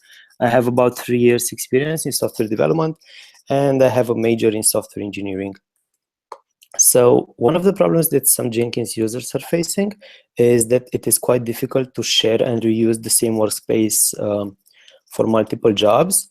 For example, when running parallel testing across nodes, as we know, some builds may have large files and copying them across nodes may prove to be slow. So the solution that I'm proposing is the External Workspace Manager plugin. It started as a Google Summer of Code project where I had as mentors Oleg and Martin. So the main focus is on pipeline jobs, and it facilitates workspace share and reuse across multiple jobs that are running on different nodes. So the concept is that in the build pipeline, you can have multiple nodes, like one node for building, one for testing, one for staging, and all these nodes will be able to reuse the same workspace that's located within a disk pool. But before actually using the plugin, you will need to set up the infrastructure. So from the Jenkins master, as well as from each node, there has to be set mounting points to the actual disks. And here are some basic features that the plugin has. You can configure it. You can configure the mounting points in the Jenkins global config and in the node configs. And you are able to reuse the same workspace in one pipeline job or even in multiple pipeline jobs. And it works on both Unix and Windows systems. So I'm gonna show you the first demo part. What I'm having here is the Jenkins global config, and we need to define the disk pool with unique ID, a display name, a basic description. Then we have some optional parameters. I'll show you later what these are. And then we need to add at least one disk entry. Again, for the disk entries, we need to specify the disk ID, the display name, the master mount point. This is the mounting point from the Jenkins master to the actual disk. Then we have the physical path on disk parameter. This is an optional parameter. It is used for workspace path computation, and the help file gives you more details about it. And then you can have some optional disk information.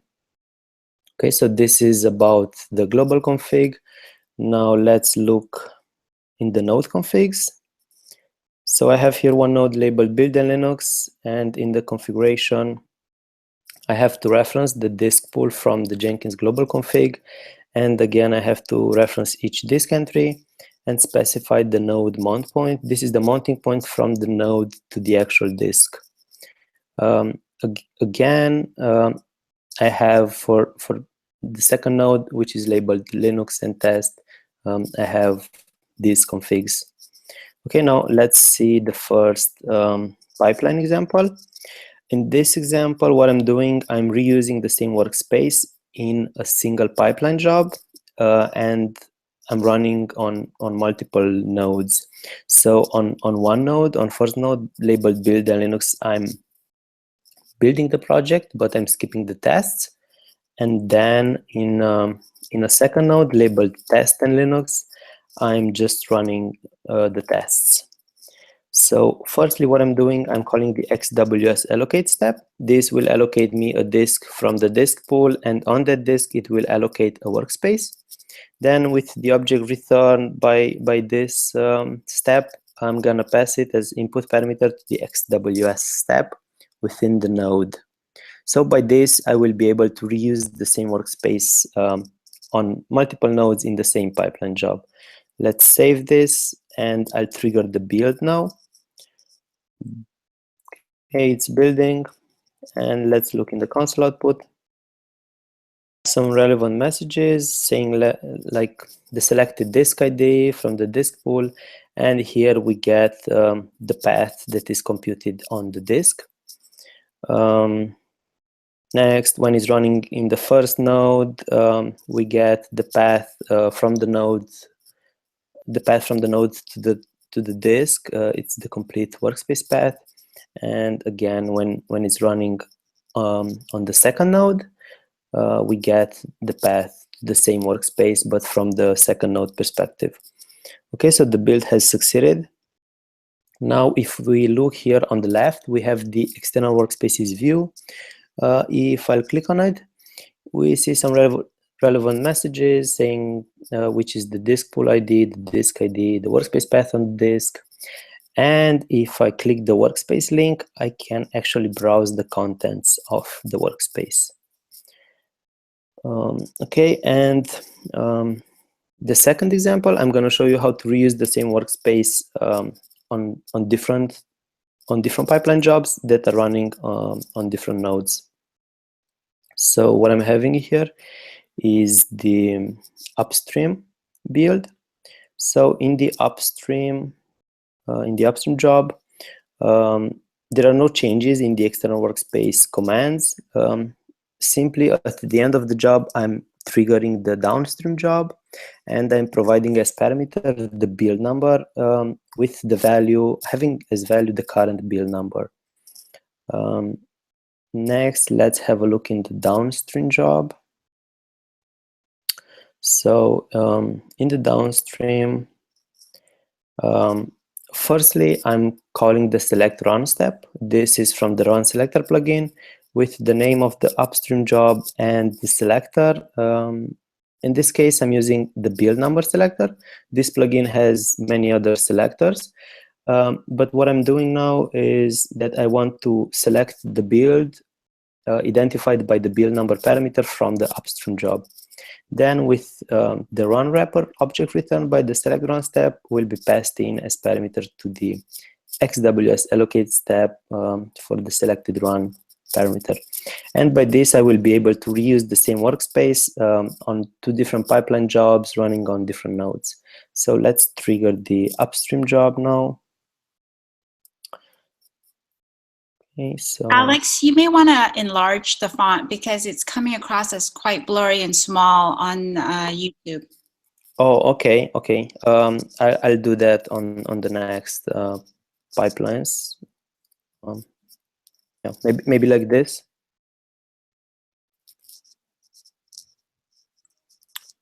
Yeah, I think that helps. All right. So I have triggered the upstream build, which in fact triggered the downstream job. And if we look in the console output, we can see that the build has succeeded.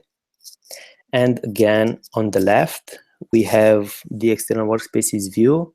And now what I want to show you is that we have the fingerprints link.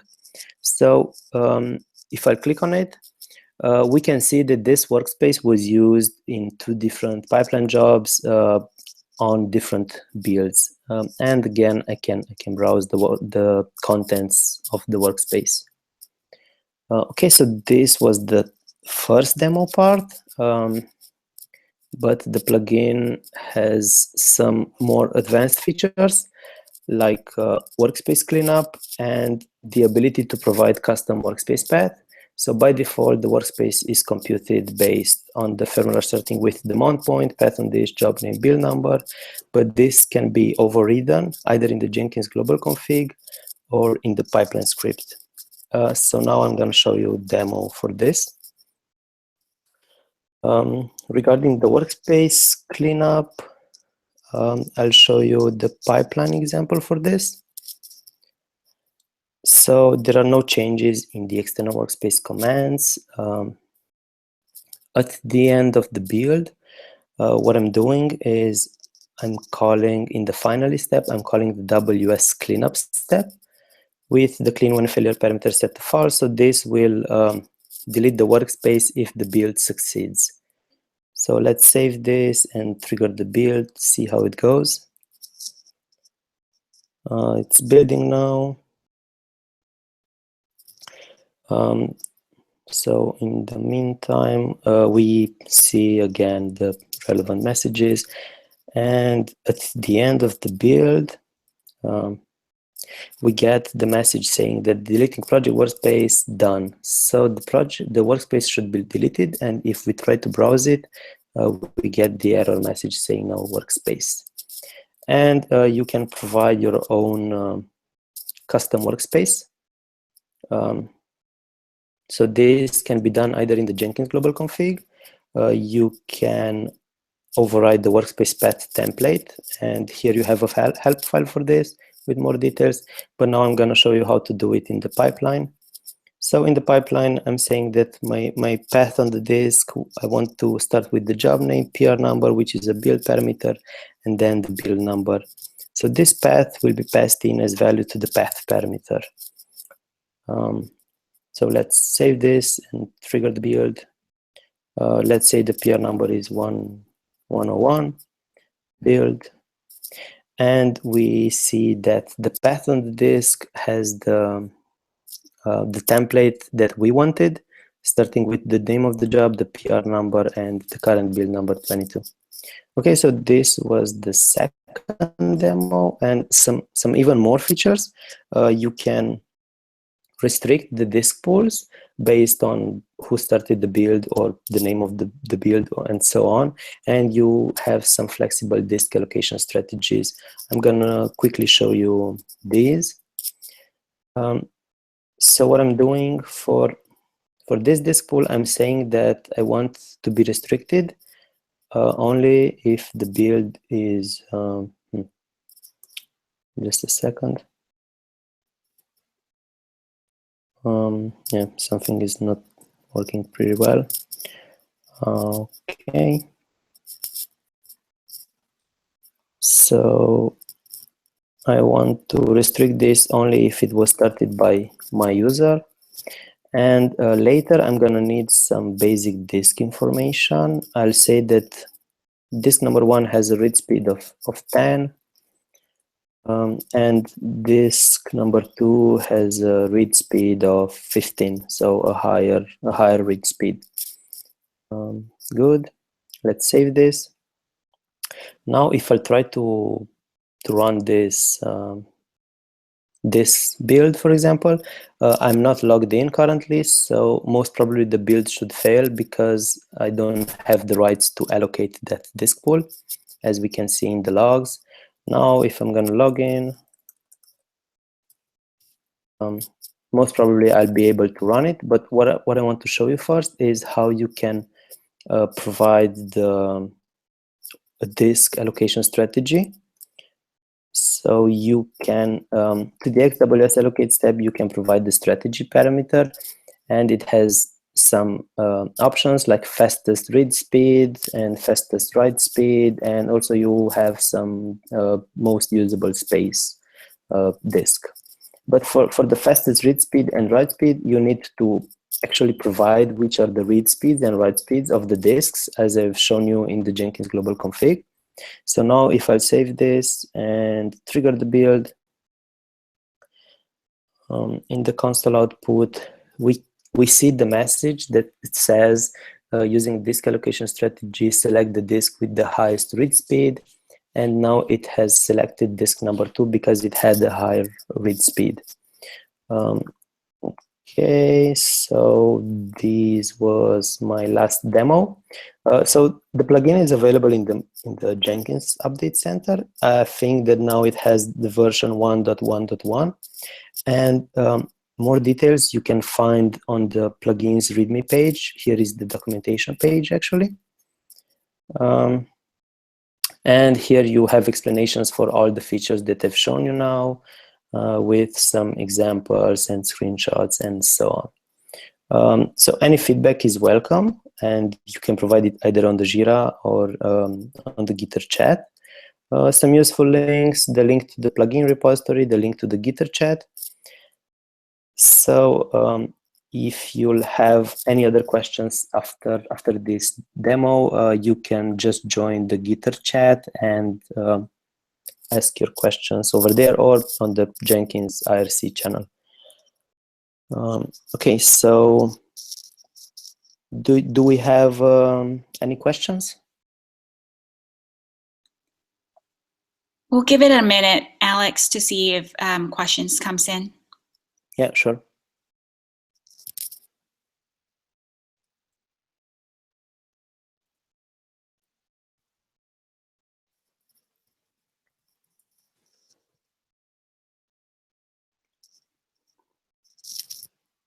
Yeah, so if people are not having questions right now, anytime they can just join the Gitter chat, the plugins Gitter chat that is on the slides. So yeah, they can just ask me there whatever they want about the plugin. Cool. Thanks, Alex.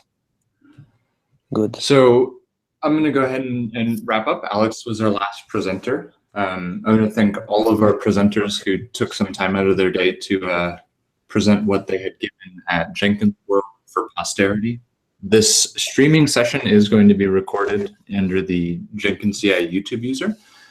I also want to make sure that those that are watching the live stream that may not have come through the Jenkins online meetup, on meetup.com, we have this Jenkins online meetup group, and we'll be posting presentation PDFs and updates about this on the Jenkins blog.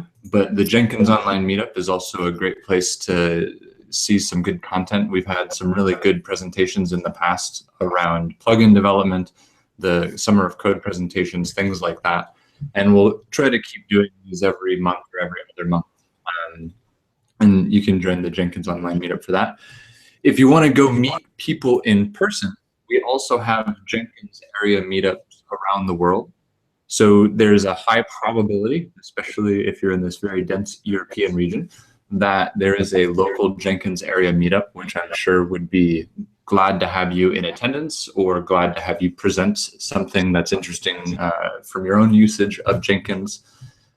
And then, of course, there's the Jenkins community blog. This is just on Jenkins.io. We'll be posting the video for this and slides probably later in this week or early next week. So following the blog or following Twitter, which is Jenkins CI on Twitter, is a good way to stay up to date with the project. If you have more questions about any of the content here or questions about Pipeline, Blue Ocean in general, or general Jenkins usage questions, we have a couple of venues for that. We have the Jenkins CI users Google group. If you've got a question, I strongly recommend searching the archive because your question may have already been answered. If you're interested in extending Jenkins core or developing plugins, the Jenkins CI dev list is a good list for you to participate in. And there's a lot of other discussion lists in other languages that you can participate in. If you're interested in a little more real-time discussions, the Jenkins channel on Freenode is a great place to discuss with a lot of the other people what's going on in the Jenkins community. We also have Jenkins-info for some of our info activity. We also have Jenkins-community for website documentation, jams, and things like that. And similar to what Alex said for the external workspace manager plugins, some plugins also have a specific Gitter chat or their own Jenkins IRC channel. So check out the readings for those plugins to see if there's a more specific chat where you can ask your questions. But with that, I think that covers it for this Jenkins online meetup. Thank you everybody for speaking, and thank you those who have tuned in. And we'll see you next time. Bye.